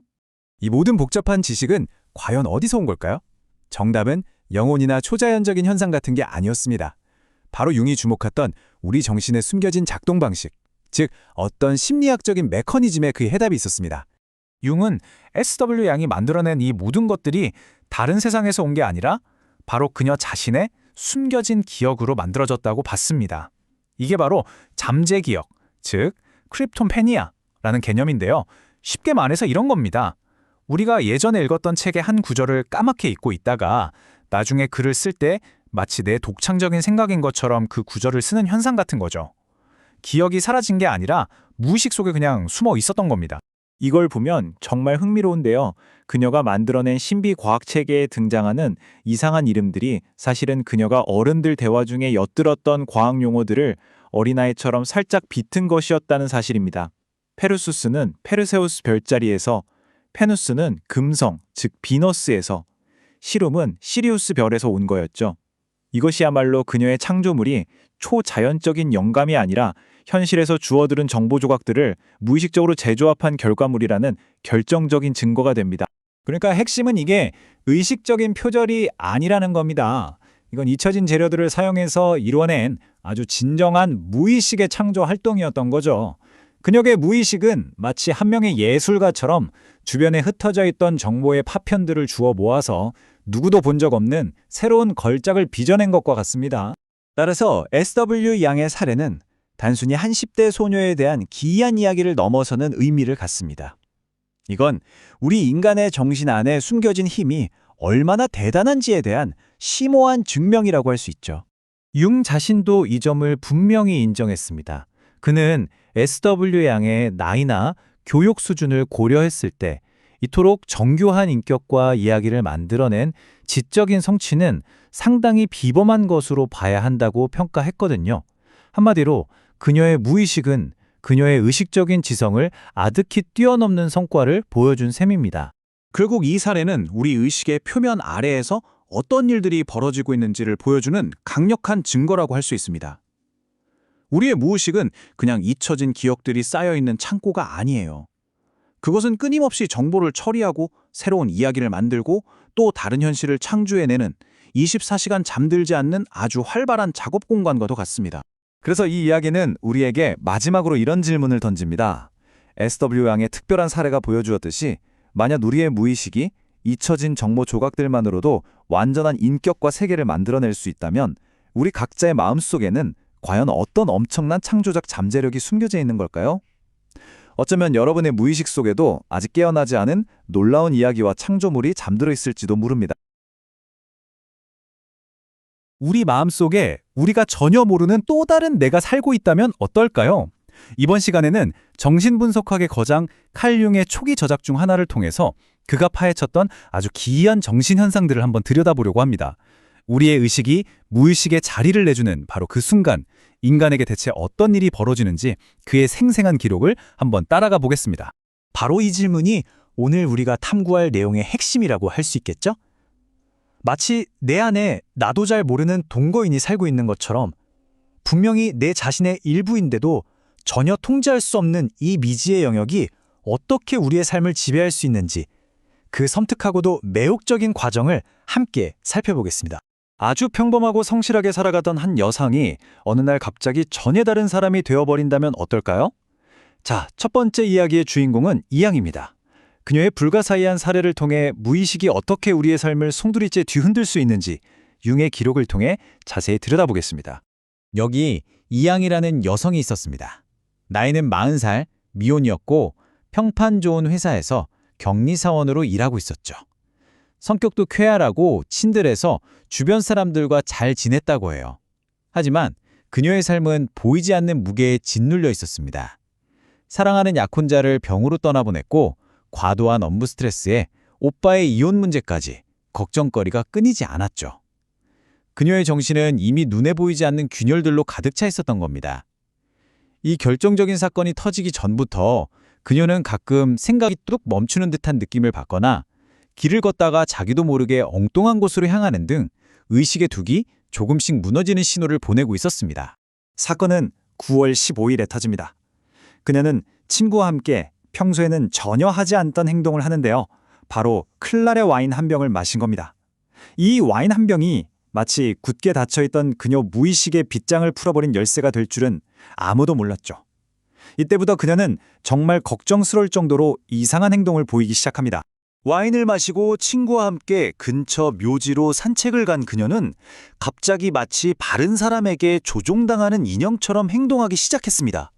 아름답게 핀 꽃들을 마구 찢고 손으로 무덤을 파헤치기 시작한 거죠. 평소에 온화하고 친절했던 이양이라면 상상조차 할 수 없는 행동이었습니다. 하지만 정말 중요한 점은 이 모든 소동이 끝나고 의식이 돌아온 그녀가 이 행동들을 전혀 기억하지 못했다는 겁니다. 완벽한 기억의 공백이었죠. 심지어 정신병원에 도착해서는 그곳에 있던 3명의 소년을 가리키면서 내가 파낸 죽은 사람들이라고 말하기까지 했습니다. 이 모든 행동은 명백한 선망 상태에서 그녀의 의식적인 자아와는 완전히 단절된 채 이루어진 것이었습니다. 그녀의 무의식은 정신병원에 와서도 활동을 멈추지 않았습니다. 특히 밤이 되면 그 모습은 훨씬 더 섬뜩하게 나타났죠. 거의 매일 밤 12시에서 1시 사이 그녀는 잠든 상태에서 벌떡 일어나 침대에 앉아 방구석을 뚫어지게 응시하며 죽은 자들과 대화를 나눴습니다. 이제 그들이 오고 있어. 이리 와. 방은 충분히 넓으니까. 이것은 아마도 그녀의 마음속 깊은 곳에 자리한 죽음에 대한 공포, 특히 약혼자를 잃은 슬픔과 고통이 만들어낸 또 다른 인격이었을지도 모릅니다. 그리고 다음날 아침이 되면 그녀는 간밤에 찾아왔던 기이한 손님들에 대해 아무것도 기억하지 못했습니다. 바로 이 지점에서 융의 천재성이 드러나는 거죠. 깨어있는 상태의 이양은 아무것도 기억하지 못했지만 융이 최면이라는 열쇠로 그녀의 무의식의 문을 열자 묘지에서의 기이한 행동과 매일 밤의 발작에 대한 기억이 완벽하게 되살아났습니다. 마치 한 편의 영화 필름처럼 말이죠. 이것은 그 기억들이 사라진 게 아니라 의식이라는 수면 아래, 즉 무의식이라는 깊고 어두운 바닷속에 고스란히 저장되어 있었다는 것을 의미합니다. 자, 이양의 사례는 사실 더 큰 그림의 한 조각에 불과해요. 융을 매료시켰던 건 바로 의식의 변형 상태라는 더 넓은 현상이었습니다. 이건 우리가 흔히 생각하는 잠꼬대나 건망증의 차원을 넘어서는 겁니다. 말 그대로 의식 자체가 근본적으로 변화하거나 여러 조각으로 분리되는 현상을 말하는 거죠. 융은 이양의 상태를 우리가 아는 단순한 몽유병이라고 보지 않았어요. 좀 더 전문적으로 솜남불리즘이라고 불렀는데 이게 뭐냐면요. 의식의 일부는 분명히 잠들어 있는데 무의식의 다른 일부는 깨어나서 아주 활발하게 활동하는 상태를 의미합니다. 비유하자면 비행기의 주 조종사인 의식은 잠들어 있는데 부조종사인 무의식에 깨어나서 멋대로 비행기를 조종하는 것과 같아요. 심지어 이 부조종사는 아주 복잡하고 목적이 있는 듯한 행동까지 수행하죠. 이 양의 사례가 바로 여기에 해당했던 겁니다. 융은 자신의 주장을 뒷받침하기 위해 다른 기록들을 가져옵니다. 보세요. 이 양만 특별한 게 아니라는 거죠. 왼쪽의 네프 사례를 보면 한 남자가 열병을 앓고 나서 몇 달간의 삶을 통째로 잊어버립니다. 자기가 호주에서 스위스까지 여행했다는 사실조차 신문을 보고서야 알게 되죠. 오른쪽의 아잠 사례는 더 기이합니다. 12살 소년이 주기적으로 발작을 일으키는데 그 기간 동안에는 글도, 셈도, 심지어 모국어까지 전부 잊어버렸다가 다시 정상으로 돌아오곤 했다는 겁니다. 이들 모두 이 양처럼 의식의 연속성이 깨지고 기억에 거대한 구멍이 뚫렸다는 공통점을 가지고 있습니다. 자, 이 양의 사례도 정말 기이했지만 지금부터 들려드릴 SW라는 소녀의 이야기는 훨씬 더 복잡하고 어쩌면 더 기묘합니다. 그녀는 단순히 기억이나 시간을 잃어버리는 수준을 넘어서 마치 한 몸 안에 여러 사람이 동시에 살고 있는 것처럼 여러 개의 뚜렷한 인격체를 보여주었습니다. SW의 배경을 보면 정말 놀라울 정도예요. 그녀의 가족력 자체가 하나의 거대한 정신현상 박물관 같거든요. 할아버지는 깨어있는 상태에서 환각을 보았고 할머니는 사흘 동안 트랜스 상태에 빠져서 예언을 하기도 했답니다. 이런 가족력은 SW가 정신적으로 해리되기 쉬운 유전적 환경적 소인을 가지고 태어났을 가능성을 보여주죠. 그녀 자신도 내성적이고 멍하니 공상에 잠기기 쉬운 성격이었습니다. SWA가 트랜스 상태에 들어가는 순간 정말 말 그대로 다른 사람이 되어버립니다. 평소에 소심하고 자신감 없던 15살 소녀는 온데간데 없고 마치 왕족이라도 된 것처럼 완벽한 우아함과 자신감 그리고 유창한 문어체를 구사했습니다. 그녀의 움직임은 고상하고 아름다웠으며 시시각각 변하는 감정을 완벽하게 표현해냈죠. 마치 신들린 배우를 보는 것 같았다고 합니다. 그녀의 트랜스 상태에서는 여러 뚜렷한 인격이 나타났습니다. 우선 할아버지라고 불리는 인격이 있었어요. 이 인격은 아주 엄숙하고 교훈적인 말을 쏟아냈는데 아마도 혼란스러운 삶 속에서 SW가 필요로 했던 도덕적 권위를 상징했을 겁니다. 또 피아레처럼 주변 인물을 그대로 모방한 인격도 있었죠. 하지만 가장 흥미로운 인물은 울리리 폰 게르벤슈타인이라는 인격입니다. 그는 아주 경박하고 매력적인 귀족이었는데 아마도 내성적인 SW가 마음속으로 꿈꾸던 자유분방하고 사교적인 모습을 대변했을 거예요. 놀랍게도 그는 SW가 평소에는 거의 구사하지 못했던 유창한 표준 독일어를 사용하면서 심령회를 장악했습니다. 자, 여기서 정말 중요한 지점이 나옵니다. 이 모든 인격들이 외부에서 온 영혼이 아니라는 결정적인 증거인데요. 바로 이 인격들이 SW가 알고 있는 모든 것, 심지어 SW 본인은 잊어버렸던 것까지 전부 다 알고 있었다는 사실입니다. 만약 그들이 외부의 존재라면 절대 불가능한 일이죠. 이것은 그들이 다름 아닌 SW 자신의 정신에서 분리된 조각들이라는 강력한 증거가 됩니다. 그녀의 무의식 영역까지 포함한 모든 기억 저장소에 접근할 수 있었던 거죠. 이런 혼란스러운 상황 속에서 W는 자기 나름의 방식으로 이 모든 걸 이해하려고 했던 것 같아요. 그래서 이 트랜스 상태의 자기 자신에게 이베네스라는 신비로운 이름을 붙여주죠. 그리고 이 이베네스를 중심으로 아주 거대하고 정교한 신화를 만들어냅니다. 이베네스가 사실은 과거에 살았던 유명한 심령술사의 환생이라는 식으로 말이죠. 아마도 이렇게라도 해서 혼란스러운 자신의 상태에 어떤 의미와 질서를 부여하려는 필사적인 노력이었을 겁니다. 그럼 대체 이 인격들은 SW가 잊어버린 기억을 어떻게 알고 있었을까요? 바로 이 질문이 융의 아주 중요한 개념, 잠재기억, 즉 크립톰네시아로 우리를 이끌어갑니다. 여러분도 혹시 그런 경험 없으세요? 어디선가 분명 들어본 멜로디를 무심코 흥얼거리다가 이거 내가 만든 건가? 하고 착각하는 경우요. 바로 그게 크립톰네시아, 즉 잠재기억입니다. 분명히 과거의 경험에서 비롯된 기억인데 정작 본인은 그걸 기억이라고 인지하지 못하고 자신의 새로운 창작물이라고 믿는 현상이죠. 말 그대로 숨겨진 회상인 셈입니다. 융은 이 개념을 설명하기 위해 아주 기가 막힌 예를 하나 가져옵니다. 환자의 흐릿한 기억이 아니라 너무나도 명확하게 글로 남아있는 누구도 부인할 수 없는 증거죠. 바로 위대한 철학자 프리드리히 니체의 책에서 말입니다. 자, 한번 보세요. 정말 소름 돋을 정도로 똑같지 않나요? 왼쪽은 1883년에 나온 니체의 글이고 오른쪽은 그보다 50여 년 전에 출판된 유령 이야기를 모아놓은 책의 한 구절입니다. 니체는 젊은 시절 이 책을 무심코 훑어보았을 가능성이 아주 큽니다. 그리고 수십 년이 지난 후 이 구절을 거의 단어 하나 틀리지 않고 자신의 책에 재현해냈죠. 물론 그는 이것이 자신의 완전한 독창적인 창작물이라고 굳게 믿었습니다. 이는 우리의 뇌가 한번 받아들인 인상은 의식적으로 있더라도 결코 완전히 사라지지 않는다는 것을 보여주는 강력한 사례입니다.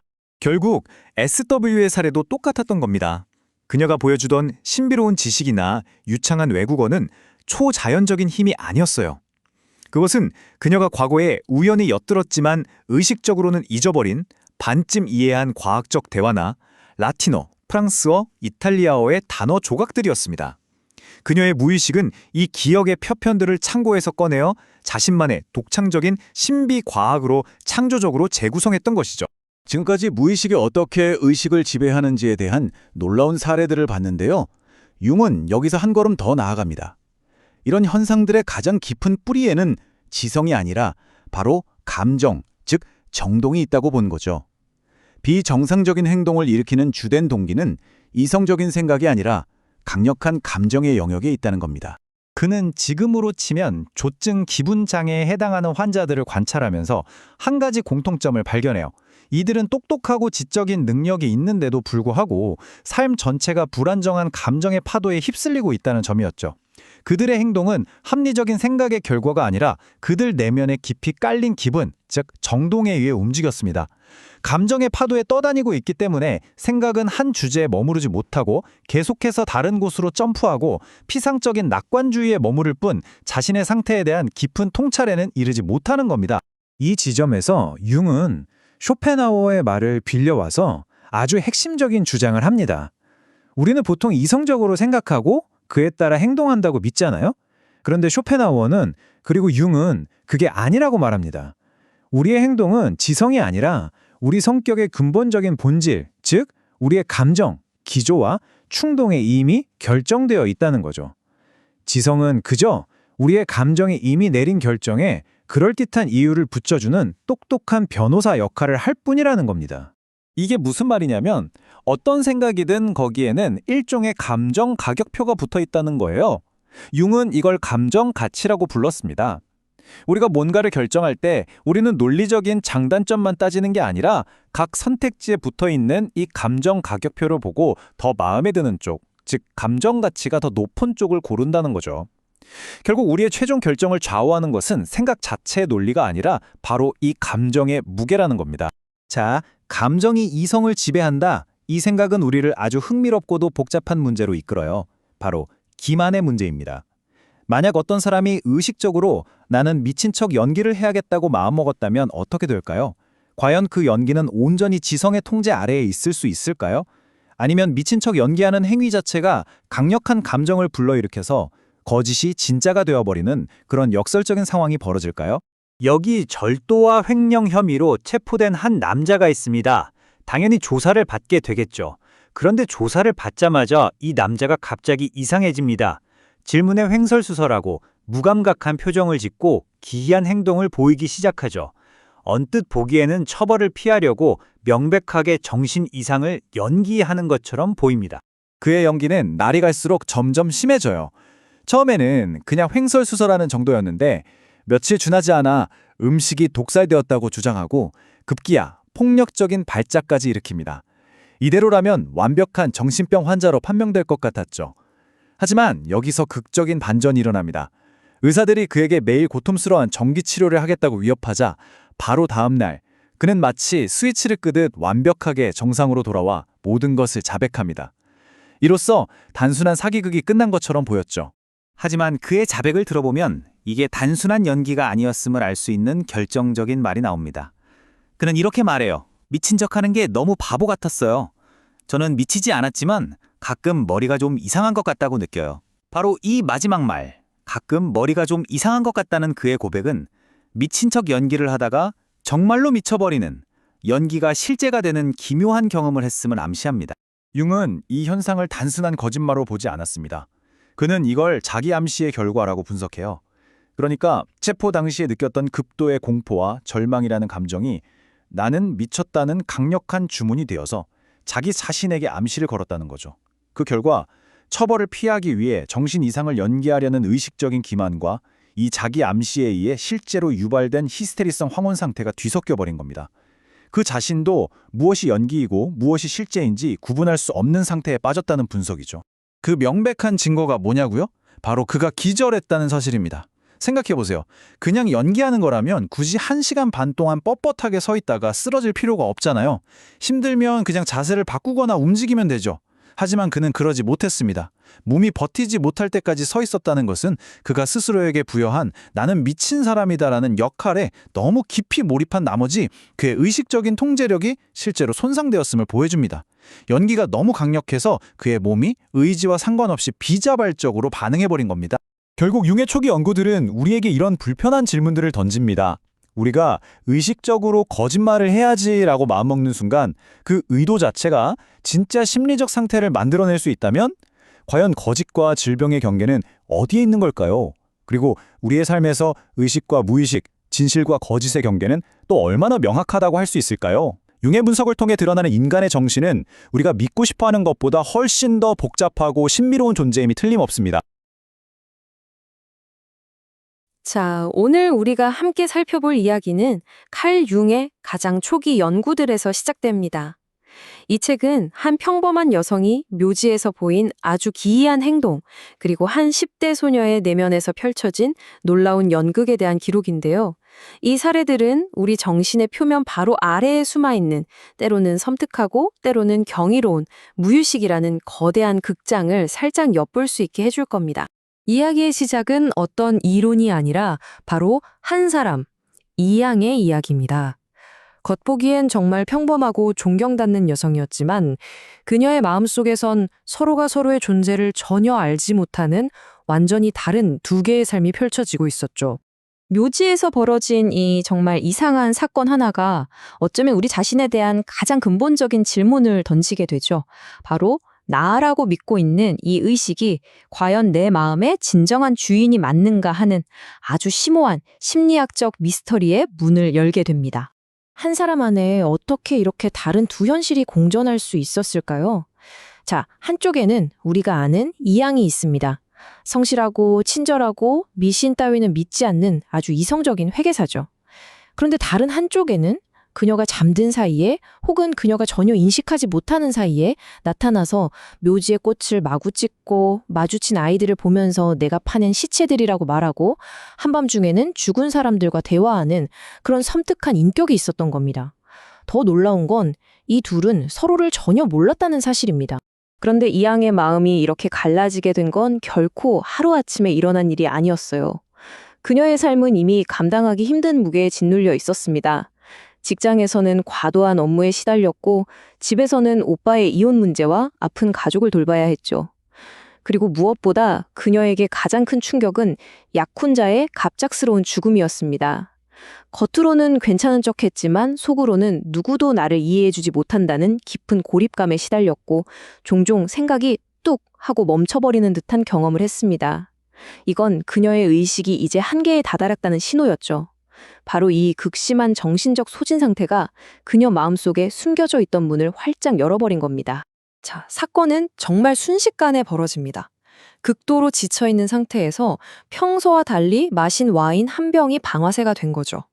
그날 밤 그녀는 일종의 목육병 상태, 전문 용어로는 솜남불리즘 상태에 빠져들어요. 이건 뭐냐면 의식의 통제력이 약해진 틈을 타서 무의식적인 충동이 몸의 통제권을 장악하고 행동하는 상태를 말합니다. 이때부터 그녀 마음속의 다른 인격이 전면에 나서서 기이한 행동들을 하기 시작했고 나중에는 아예 멀쩡히 깨어있을 때조차 환각을 보게 된 거죠. 이양의 사례에서 가장 소름 돋는 지점이 바로 이겁니다. 바로 기억상실의 벽이죠. 낮에 이양은 밤사이 또 다른 자신이 묘지에 가서 무슨 짓을 했는지, 어떤 끔찍한 환각을 받는지 전혀 정말 까맣게 기억하지 못했습니다. 마치 한 집에 살면서도 서로의 존재를 전혀 모르는 두 명의 세입자처럼 그녀의 의식은 완벽하게 둘로 쪼개져 있었던 겁니다. 아니, 어떻게 한 사람의 마음 안에 이렇게 완벽하게 분리된 두 개의 세계가 공존할 수 있을까요? 이양의 사례가 한마음이 둘로 나뉘는 현상을 보여줬다면 이제 한 걸음 더 들어가 보려고 합니다. 마음이 단순히 분열되는 걸 넘어서 아예 그 안에 하나의 완전한 극단을 창조해내는 경우 말이죠. 다음 사례는 마음이 얼마나 정교하고 독립적인 인격들을 만들어낼 수 있는지 그 경이로운 능력에 대해 훨씬 더 깊이 파고듭니다. 자, 이제 무대를 옮겨서 SW라는 소녀의 이야기로 들어가 보죠. 그녀는 교육 수준이 높지 않았던 평범한 15살 소녀였는데요. 어느 날부턴가 자기 내면의 하나의 거대한 극장을 열고 그 무대의 압도적인 주인공이 되었습니다. SW의 배경은 그야말로 완벽한 폭풍 전야 같았어요. 대대로 환영을 보거나 무아지경에 빠지는 등 아주 독특한 심리 상태를 경험한 가족력이 있었거든요. 이건 그녀에게 유전적인 소인이 있었을 가능성을 강하게 보여주죠. 여기에 종종 폭력적이었던 어머니 밑에서 겪어야 했던 고통스러운 가정 환경은 그녀 안에 잠재되어 있던 이런 경향들이 밖으로 터져나올 수 있는 강력한 감정적 압력이 되었습니다. 말하자면 그녀의 무의식 속에는 이미 불씨가 있었고 현실의 고통이 그 불씨에 세차게 바람을 불어넣은 셈이죠. 그녀가 일종의 무아지경 상태에 빠지자 정말 놀라운 일이 벌어지기 시작합니다. 각자 다른 개성을 가진 인물들이 그녀를 통해 나타나기 시작한 거죠. 아주 경건한 할아버지 영혼, 수다스러운 친척의 영혼, 심지어 북부 독일 억양으로 완벽한 표준 독일어를 구사하는 경박한 귀족까지. 이들은 저마다 고유한 성격과 목소리, 심지어는 쓰는 사투리까지 가지고 있었습니다. 이건 내성적이고 평범했던 실제 SJW와는 완전히 다른 너무나 정교하게 창조된 배우들이었죠. 처음에는 그냥 대화 수준이었는데 이게 점점 더 발전해서 나중에는 아예 한편의 연극이 되어버려요. 그녀는 기도하거나 황홀경에 빠진 듯한 자세를 취하면서 마치 위대한 배우처럼 온몸으로 감정을 표현했습니다. 그리고 평소에는 전혀 구사할 수 없었던 완벽한 문어체 독일어로 열정적인 웅변을 토해냈죠. 그녀의 몸은 이제 무의식이 창조한 인물들이 연기하는 완벽한 무대가 된 겁니다. 이건 그냥 어디서 들은 말을 읊는 수준이 아니었어요. 이건 말 그대로 거대한 창작 활동이었습니다. 그녀의 무의식은 스스로 복잡한 로맨스 소설을 쓰고 소름 끼치는 가족사를 만들어내고 심지어는 우주의 원리를 설명하는 독자적인 과학이론까지 만들어냈습니다. 이 모든 창작물들은 놀라울 정도로 세밀하고 또 그 안에서 나름의 일관성까지 갖추고 있었죠. 그녀가 펼쳐내는 내면의 공연은 그 복잡성이나 정교한 면에서 정말 숨이 막힐 정도였어요. 하지만 가장 중요한 질문은 여전히 남아 있었죠. 정말 이 대본은 대체 누가 쓴 걸까요? 교육도 제대로 받지 못한 이 어린 소녀의 머릿속에서 어떻게 이런 방대한 지식이 쏟아져 나온 걸까요? 그 답은 의외로 초자연적인 게 아니라 우리 모두에게 해당하는 아주 흥미로운 심리 현상 속에 숨어 있습니다. 바로 기억이 작동하는 방식이죠. 네, 그 핵심 열쇠는 바로 잠재 기억이라는 개념입니다. 크립토암네시아라고도 하는데요. 이게 뭐냐면 과거에 내가 보고 들었던 정보가 의식 차원에서는 완전히 잊혔는데 무의식 속에는 그대로 저장되어 있다가 어느 순간 마치 완전히 새로운 아이디어나 창작물인 것처럼 툭 튀어나오는 현상을 말합니다. 정작 본인은 그게 과거의 기억이라는 사실을 전혀 인지하지 못하는 거죠. 이 잠재 기억이 어떻게 작동하는지 보여주는 아주 유명한 예시가 바로 철학자 니체의 경우입니다. 자, 첫 단계. 젊은 시절 니체는 스트롬볼리 화산에 대한 유령 이야기를 읽습니다. 두 번째 단계. 그 이야기는 그의 의식 속에서 완전히 잊히죠. 하지만 수십 년이 흐른 뒤 세 번째 단계에서 그의 무의식은 그 이야기의 세부 내용들을 그대로 끄집어냈고 마지막 네 번째 단계에서 니체 자신은 그걸 순전히 자신의 독창적인 영감이라고 굳게 믿었던 겁니다. 보시면 아시겠지만 토끼를 사냥하러 갔다는 식의 아주 세부적인 표현까지 똑같잖아요. 이건 정말 우연이라고 할 수가 없죠. 뇌가 수십 년 전에 스쳐 지나간 기억을 완벽하게 보존했다가 그 출처는 쏙 빼놓은 채 다시 꺼내놓은 잠재 기억의 아주 명백한 증거입니다. 자, 그럼 이 잠재 기억이라는 안경을 쓰고 다시 SW의 사례를 들여다볼까요? 갑자기 모든 퍼즐이 딱딱 맞춰지기 시작합니다. 그녀가 구사하던 북부 독일 귀족의 억양은 알고 보니 집에 자주 오던 손님의 억양이었어요. 신비과학이라는 거창한 이론의 용어들도 가만히 뜯어보니 학교에서 어깨너머로 들었던 천문학 지식이나 주변 어른들의 대화에서 주워들은 단어들을 교묘하게 조합한 것이었죠. 결국 그녀의 무의식, 즉 숨겨진 극작가는 이렇게 스쳐 지나간 기억의 조각들을 꿰매어 하나의 완벽하고 극적인 작품을 만들어냈던 겁니다. 지금까지는 마음 속에서 벌어지는 드라마를 봤잖아요. 그런데 만약 이 내면의 극장이 현실의 무대 위로, 그것도 아주 극심한 압박을 받는 상황에서 터져 나온다면 어떻게 될까요? 바로 고드비나 F라는 여성의 사례가 그걸 보여줍니다. 절도 혐의로 체포된 그녀의 마음은 도망칠 수 없는 현실 앞에서 아예 스스로를 꺼버리는 방법을 택합니다. 이것을 히스테리성 혼미 상태라고 부르는데요. 말 그대로 기억과 의식을 완전히 차단해서 스스로를 보호하는 극단적인 탈출구를 만들어내는 거죠. 그녀의 마음이 어떻게 탈출하는지 한번 보세요. 처음 체포됐을 땐 멀쩡했어요. 그런데 며칠 뒤 그녀는 갑자기 극심한 혼란 상태에 빠집니다. 황혼 상태라고 불리는 이 상태에서 그녀는 자신이 누구인지 어디에 있는지도 모르게 되죠. 이 극단적인 심리적 방어 기제는 결국 체포라는 트라우마가 된 사건 자체를 그녀의 의식에서 완벽하게 지워버리는 결과를 낳았습니다. 자, 이번엔 정반대의 경우를 한번 보죠. 위친 척을 하려고 했던 한 남자의 이야기인데요. 그런데 이게 연기가 너무 실감났던 걸까요? 연기하던 역할이 배우 자신을 삼켜버리는 기이한 일이 벌어집니다. 이 남자의 계획은 아주 단순했어요. 감옥 가기 싫으니까 미친 척 해야겠다. 그래서 의식적으로 횡설수설하고 혼란스러운 척 연기를 시작했죠. 그런데 검사를 받고 자기 방으로 돌아가라는 간단한 지시를 받았을 때 이 연기는 현실이 되어버립니다. 그는 정말로 혼란에 빠져서 자기 방을 못 알아보고 속임수에 빠졌다는 생각에 사로잡혔죠. 결국 1시간 반 동안 뻣뻣하게 서 있다가 실제로 기절해서 쓰러지기까지 합니다.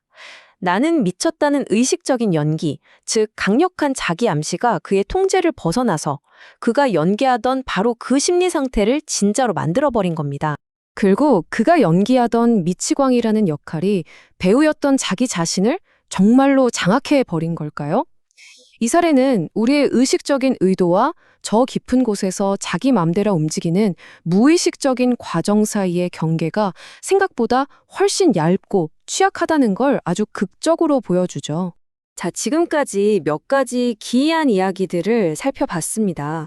마음이 둘로 나뉜 경리, 내면의 극장을 가진 소녀, 기억을 지워버린 죄수, 그리고 자기 연기에 빠져버린 남자. 이 이야기들이 공통적으로 가리키고 있는 건 대체 뭘까요? 이 모든 사례들은 당시로서는 정말 혁명적인 하나의 결론을 향해 달려가고 있었습니다. 바로 우리가 나라고 믿고 있는 이 의식, 이 자아라는 것이 사실 내 마음이라는 집의 완전한 주인이 아니라는 거죠. 한번 정리해볼까요? 첫째, 우리 마음은 이 양의 사례처럼 여러 조각으로 나뉠 수 있다는 것. 둘째, SSW의 사례에서 봤듯이 무의식은 단순히 기억 창고가 아니라 엄청난 창조력을 가진 작가와 같다는 것. 그리고 셋째, 이렇게 분리된 마음의 조각들은 때로 자기 맘대로 움직이는 자율성을 갖게 된다는 겁니다. 마지막으로 나는 미쳤다는 자기 암시처럼 강력한 암시는 진짜로 현실과 연기의 경계를 무너뜨릴 수 있다는 거죠. 이 모든 것은 우리의 정신이 그냥 하나의 통일된 존재가 아니라 다른 배우들이 자신만의 대본을 가지고 언제든 무대에 오를 수 있는 숨겨진 극장과 같다는 걸 보여줍니다. 만약 우리의 마음이 스스로 등장인물을 만들고 대본을 쓰고 연극을 무대에 올릴 수 있다면 우리가 발딛고 서 있는 이 현실이라는 건 대체 뭘까요? 바로 이 질문, 나라고 믿는 의식은 거대한 정신세계의 아주 작은 일부에 불과하다는 이 엄청난 발견이 훗날 융이 펼쳐낼 위대한 이론들의 가장 중요한 첫걸음이 되었습니다. 자, 오늘 우리가 함께 들여다볼 이야기는요. 바로 우리 의식의 틈새, 그 균열 속에서 드러나는 마음의 또 다른 영역에 관한 것입니다.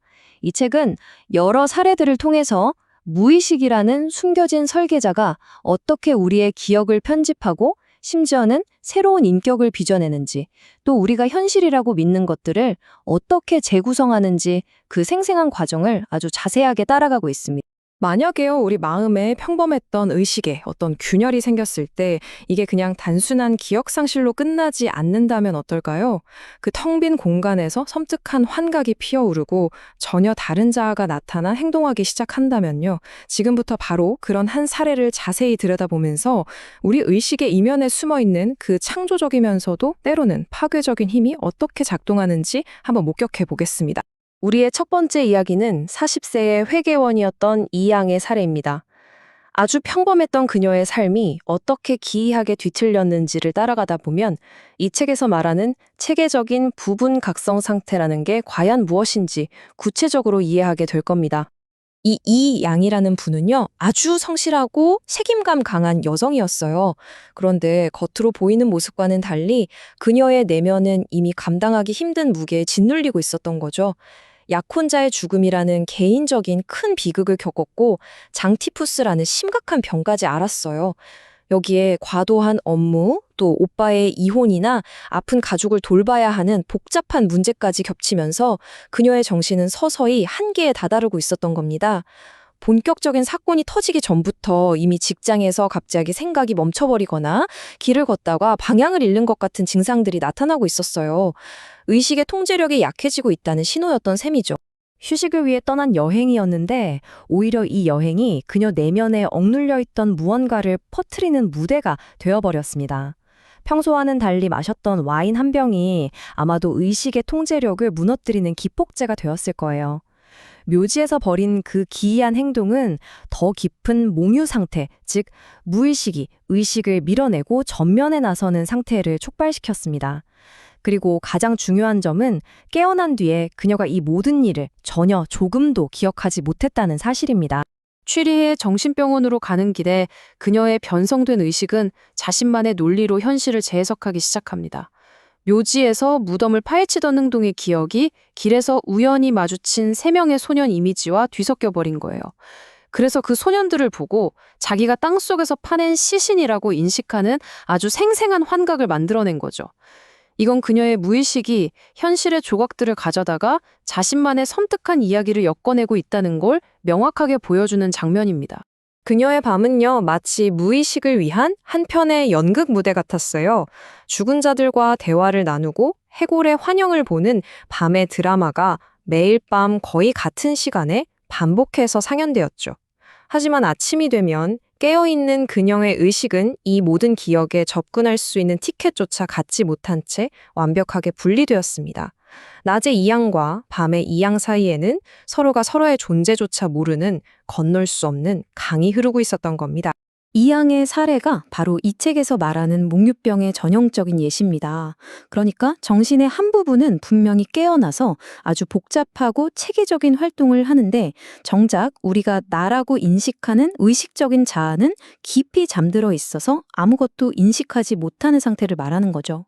그녀의 무의식은 스스로 행동하고 말하고 환각까지 받지만 그녀의 의식은 그 모든 사실로부터 완벽하게 차단되어 있었던 겁니다. 그런데 여기서 아주 결정적인 반전이 일어납니다. 바로 최면을 통해서 밤 동안의 기억들이 사라진 게 아니라는 사실이 밝혀진 거예요. 그 기억들은 단지 의식의 수면 아래에 온전하게 보존되어 있었습니다. 이건 완전한 기억 상실이 아니라 의식의 분열을 의미하는 결정적인 증거입니다. 하나의 마음 안에 서로 소통하지 못하는 두 개의 독립된 영역이 존재하고 있었던 셈이죠. 자, 이양의 사례가 기억의 분열을 통해서 무의식의 존재를 보여주었다면 이제부터 살펴볼 SW의 사례는 한 단계 더 나아갑니다.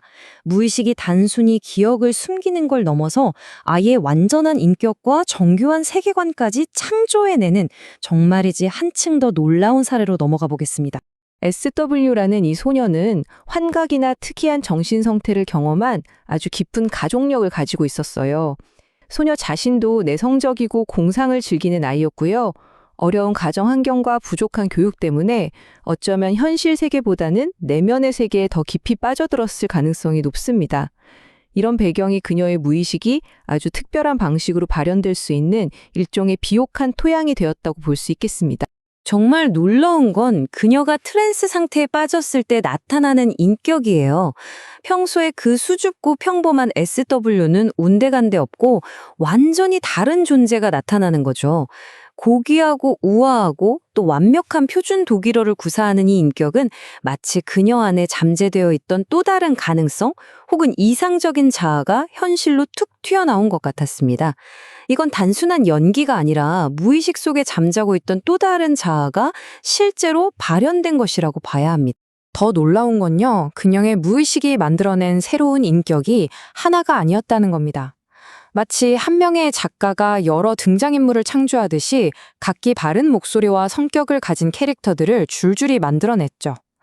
경건한 할아버지는 아마 그녀의 도덕적인 측면을, 수다스러운 지인은 일상적인 관계에 대한 욕구를, 그리고 경박한 게르벤슈타인은 어쩌면 억압되었던 유희적이고 자유로운 욕망을 대변했을지도 모릅니다. 이 창조적인 에너지는 여기서 멈추지 않습니다. 이제 SW의 무의식은 이 인물들을 주인공으로 삼아서 전생과 아주 극적인 가족사로 가득 찬 방대하고 복잡한 개인적인 신화를 구축하기 시작합니다. 이 모든 건 주변에서 던진 사소한 말 한마디에서 시작됐어요. 그 말이 씨앗이 되어서 그녀의 무의식 속에서 거대한 세계관으로 자라난 거죠. 자신을 역사적이고 영적인 인물들과 연결하고 우주적인 서사를 부여함으로써 그녀의 무의식은 이 혼란스러운 현실에 어떤 의미와 특별함을 부여하려고 했던 건지도 모릅니다. 이건 단순한 공상을 넘어서 그녀의 현실을 지탱하고 설명하는 아주 정교한 내적 시스템이었던 셈입니다. 이런 어둡고 극적인 이야기들은 그냥 판타지로 끝나는 게 아니었습니다. 이게 그녀가 현실의 인간관계를 이해하는 일종의 틀이 되었어요. 예를 들어 특정인에 대한 알 수 없는 반감이나 애착을 전생의 원한이나 은혜 때문이라고 설명하는 식이었죠. 이건 무의식이 아주 강력하지만 말로는 표현하기 어려운 감정들을 구체적인 이야기의 형태로 가공하고 처리하는 방식일 수 있습니다. 정말 대단하죠? 인격과 이야기에 이어서 이번에는 자신만의 과학 이론까지 창조해냅니다. 주변에서 어깨너머로 들었던 과학적 개념의 파편들을 주워 모아서 그것들을 자신만의 신비로운 체계 안에 재배치한 거예요. 이건 무의식이 우리가 이해할 수 없는 외부 세계의 정보들을 어떻게든 소화하고 자신의 논리 속으로 통합하려는 놀라운 능력을 가지고 있다는 걸 보여줍니다. 그녀의 교육 수준이 그리 높지 않았다는 걸 생각하면 이렇게 방대하고 정교한 세계를 창조해낸 능력은 거의 초자연적으로 보이기까지 합니다. 그래서 여기서 근본적인 질문이 생기죠. 아니, 대체 이 모든 정보의 진짜 출처는 어디였을까요? 그 해답은 어떤 신비주의나 초자연 현상이 아닙니다. 바로 우리 뇌가 정보를 저장하고 우리 자신도 모르게 재사용하는 그 방식에 대한 놀라운 통찰, 아주 흥미로운 심리학적 현상 속에 그 답이 있습니다. 잠재 기억이란 우리가 무언가를 보고 들었다는 사실 자체는 잊어버렸는데 그 내용만이 어느 날 문득 떠오르는 현상을 말해요. 그럴 때 우리는 그걸 과거의 기억이라고 생각하지 못하고 지금 막 내가 떠올린 독창적인 생각이라고 착각하게 되는 거죠. 이건 어쩌면 창의성이라는 것의 본질이 순수한 무에서의 발명이 아니라 무의식적인 기억의 재조합일 수 있다는 아주 중요한 시사점을 던져줍니다. SW가 만들었다는 그 신비 과학을 자세히 분석해보면 그 구성 요소들이 전부 그녀가 살면서 스쳐 지나갔던 정보의 파편들이었다는 걸 알 수 있습니다. 책에서 봤던 별자리 이름, 대화에서 들었던 단어, 지도책에서 본 그림 같은 것들이죠. 그녀의 무의식은 이 모든 재료들을 수집해 두었다가 출처에 대한 기억은 싹 지운 채 자신만의 새로운 창조물로 재탄생시킨 겁니다. 자, 이건 정말로 놀라운 예시인데요. 철학자 니츠의 그 위대한 저서에 나오는 한 장면과 그가 젊은 시절에 읽고 아마 까맣게 잊어버렸을 어떤 무명 작가의 책에 나오는 장면 사이의 유사성입니다. 토끼 사냥, 공중에서 떨어진 두 남자, 지옥의 입구. 이 구체적인 요소들의 일치를 보세요. 단순한 우연이라고 하기에는 너무나도 가깝지 않나요? 여기서 핵심은 이게 표절이 아니라는 겁니다. 오히려 잠재 기억의 가장 강력한 증거인 셈이죠. 니츠의 뇌는 수십 년 전에 읽었던 그 이야기를 잊질 않고 저장해 두었다가 지옥으로의 여정이라는 자신의 철학적 아이디어와 결합시켜서 완전히 새로운 문학적 창조물로 재탄생시킨 겁니다. 이건 인류의 위대한 창작물조차도 우리가 의식하지 못하는 기억의 재료들로부터 빚어질 수 있다는 걸 보여주는 거죠. 자, 지금까지 무의식이 어떻게 기억을 분열시키고 새로운 현실을 창조하는지 보았다면요. 이제는 무의식의 또 다른 전략, 즉 고통스러운 현실을 의식에서 아예 밀어내고 적극적으로 억압하는 사례들을 통해 인식과 망각 사이의 그 흐릿한 경계를 한번 살펴보겠습니다. 체포라는 감당할 수 없는 스트레스에 직면하자 이 환자의 마음은 일종의 비상 스위치를 내린 겁니다. 히스테리성 홈리 상태라는 건 고통스러운 현실과의 연결을 강제로 끊어버리는 아주 극단적인 심리적 방어 기제라고 할 수 있어요. 그녀는 감당할 수 없는 현실을 부정하기 위해서 자기 자신마저 잊어버리는 선택을 한 거죠. 그녀의 기억 상실은 안개처럼 무작위로 퍼진 게 아니었어요. 마치 아주 정교한 외과 의사가 병든 부위만을 정확하게 도려내듯이 그녀의 무의식은 수치심과 고통을 유발하는 기억들만을 정확하게 골라서 의식의 영역에서 지워버렸습니다. 이건 억압이라는 과정이 얼마나 체계적이고 목적지향적으로 작동하는지를 잘 보여줍니다. 그리고 이 장면은 억압된 것과 억압하는 것 사이의 내적 갈등을 아주 선명하게 보여줍니다. 그녀의 의식은 아무렇지 않다고 말하고 있지만 그녀의 몸은 붉어지는 얼굴과 고이는 눈물로 진실을 말하고 있죠. 억압된 감정은 사라진 것이 아니라 단지 의식의 통제를 벗어난 곳에서 여전히 살아 숨쉬고 있고 저렇게 몸을 통해서라도 자신의 존재를 드러내고 있는 겁니다. 자, 이제 마지막 사례로 넘어가면서 이 논의가 도달하는 가장 복잡하고 어려운 질문을 마주해 보겠습니다. 바로 의도적인 속임수와 어느새 통제 불가능한 현실이 되어버리는 무의식적 과정 사이의 그 흐릿한 경계에 대한 이야기입니다. 이 사례는 처음에는 아주 단순해 보입니다. 처벌을 피하기 위해 정신 이상을 연기하려는 명백한 시도처럼 보이죠. 어리석은 대답을 하고 이상한 행동을 하고 심지어 복도에서 극적인 발작 연기까지 펼칩니다. 하지만 이야기는 여기서 끝나지 않아요. 과연 이 모든 것이 정말 연기에 불과했을까요? 자세히 들여다보면 여기에는 의식적인 속임수보다 더 복잡한 무언가가 작용하고 있었습니다. 특히 그의 기절은 연기라고 보기에는 너무나 생리적으로 실제 같았거든요. 즉, 정신 이상인 척하자는 의식적인 의도가 너무나 강력한 자기 암시가 되어서 점차 그의 통제를 벗어나 실제로 그의 정신 상태에 영향을 미치기 시작했다는 겁니다. 그의 정신 상태를 객관적으로 측정하기 위해서 간단한 덧셈을 반복해서 수행하는 능력을 평가해 봤는데요. 여기서 그의 오류율이 11.2%로 나타났습니다.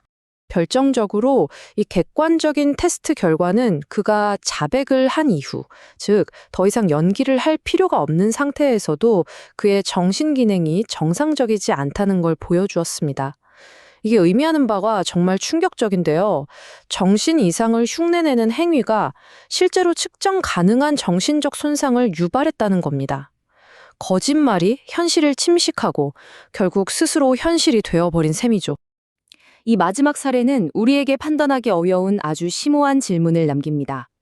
이 양의 사례에서 의식의 분열을, SW의 사례에서 무의식의 창조를, 그리고 고드비나 F의 사례에서 억압을 보았다면 인원자의 사례에서는 그 모든 경계가 무너져 내리는 것을 보게 됩니다. 의식적인 선택이 어떻게 스스로 생명력을 갖는 무의식의 힘을 풀어놓을 수 있는지, 그리고 그 둘 사이의 경계가 우리가 생각하는 것보다 훨씬 더 모호할 수 있다는 것을 보여주면서 오늘의 탐구는 막을 내립니다. 자, 드디어 칼 융의 초기 저작을 탐구하는 긴 여정, 그 마지막 시간입니다. 이번에는 정신의학이 마주한 가장 근본적인 도전 중 하나, 바로 한 사람의 마음속에서 과연 무엇이 진실이고 무엇이 거짓인지 어떻게 가려낼 수 있는가 하는 문제를 깊이 들여다보겠습니다. 이 질문이야말로 법정 심리학의 가장 핵심적인 수수께끼라고 할 수 있겠죠. 융은 현실과 트라우마 그리고 의식적인 연기가 서로 뒤엉켜 충돌하는 실제 사례들을 아주 세심하게 관찰하면서 이 오래된 문제의 정면으로 맞서기 시작합니다. 우선 우리의 정신이 도저히 감당할 수 없는 상황에 부딪혔을 때 의식적인 거짓말이 아니라 무의식이라는 짙은 안개 속으로 스스로를 피신시키는 한 사례를 먼저 살펴보겠습니다. 자, 여기 한 여성이 있습니다. 애인에게서 받은 큰돈 문제로 재정적 어려움에 처했고 결국 5월 31일 절도 혐의로 체포되죠. 그녀의 삶이 한순간에 무너져 내리는 순간이었습니다. 그런데 여기서 정말 흥미로운 점은 처음 구금되었을 때 그녀의 태도였어요. 놀라울 정도로 조용하고 모든 절차에 순응하는 올바른 모습을 보였다는 겁니다. 하지만 그 평온함은 오래가지 못했습니다. 보시는 것처럼 불과 며칠 사이에 상황은 완전히 뒤바뀌죠. 그녀의 현실인식은 산산조각 났고 그 자리에는 끔찍한 편집증과 통제불능의 초조함이라는 거대한 폭풍이 몰아쳤습니다. 그녀가 보이는 상태는 임상적으로 아주 복잡하고 혼란스러운 모습이었습니다. 시간과 장소에 대한 감각을 완전히 잃었고 심지어 자기 이름조차 기억하지 못하는 심각한 기억 상실을 보였죠. 그런데 또 한편으로는 외부의 암시에 너무나 쉽게 영향을 받는 극심한 피암시성을 보이는 아주 모순적인 상태에 빠져 있었던 겁니다. 그녀와의 대화는 그녀의 정신이 현실과 얼마나 깊이 분리되어 있는지를 명확하게 보여줍니다. 그녀는 자신이 몇 달 전에 방문했던 뮌헨에 와 있다고 굳게 믿고 있었어요. 그리고 가장 결정적인 부분은 바로 세례명을 물었을 때의 대답입니다. 자신과 함께 체포되었던 딸 이다의 이름을 말하죠. 이것이야말로 충격적인 사건의 기억이 억압된 채 무의식의 수면 위로 떠오르고 있다는 강력한 증거였습니다. 그러니까 여기서 우리는 아주 명확한 패턴 하나를 발견하게 되는 겁니다. 그녀의 정신이 고통스러운 모든 현실을 아주 적극적으로, 체계적으로 억압하고 있다는 사실이죠. 실제로 상태가 조금 나아진 후에도 그녀는 자신이 구금되어 있다는 말을 들었던 사실이나 고통스러운 가족 이야기를 꺼냈던 지인을 만났던 사실을 전혀 기억하지 못했습니다. 자, 그럼 이제 완전히 다른 아주 대조적인 사례로 한번 넘어가 보겠습니다. 이번 사례에서 광기는 현실로부터의 도피가 아니에요. 오히려 현실을 조작하기 위해 의식적으로 설계된 다소 서투른 연기에 가깝습니다. 이 남성은 직업적인 방랑자이자 도둑이었습니다. 체포되자마자 아주 기이한 증상들을 보이기 시작하는데요. 앞서 살펴본 여성의 사례와는 달리 그의 과거 이력은 갑작스러운 심리적 붕괴보다는 불안정성과 기회주의적인 성향을 훨씬 더 강하게 보여주고 있었죠. 이 두 사례를 이렇게 나란히 놓고 비교해보면 그 차이점은 정말 극명하게 드러납니다. 여성의 히스테리는 고통스러운 기억을 피하기 위한 아주 정교하고 내적으로 일관된 무의식적 방어책이었어요. 반면에 이 남성의 연기는 진짜 광기가 아니었죠. 그가 광기는 이럴 것이다 라고 상상하는 모습을 어설프게 흉내내는 일종의 캐리커처에 불과했던 겁니다.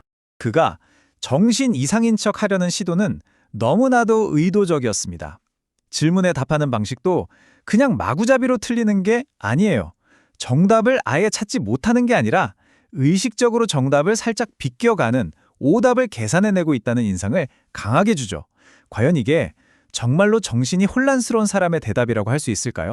결국 그의 연기는 막을 내립니다. 체포된 상황이 너무 두려웠고 가족을 위해 어떻게든 상황을 유리하게 만들고 싶어서 정신 이상인 척 연기를 했다고 솔직하게 인정하죠. 하지만 이야기는 여기서 끝나지 않습니다. 이것은 그의 자백이면서 동시에 아주 흥미로운 심리적 통찰을 담고 있는 말이었습니다. 융은 이 남성이 했던 광기 연기 자체가 그에게 심리적인 대가를 치르게 했다고 봤어요. 다시 말해 연기에 너무나 몰두한 나머지 연기자 자신마저도 현실과 연기의 경계가 흐려지는 순간을 경험했다는 것이죠. 융은 이 현상을 자기 암시라는 개념으로 설명합니다. 정신 이상을 가장 하려는 의식적인 의도가 너무나 강력해서 오히려 그것이 무의식적인 암시가 되어버렸다는 거죠.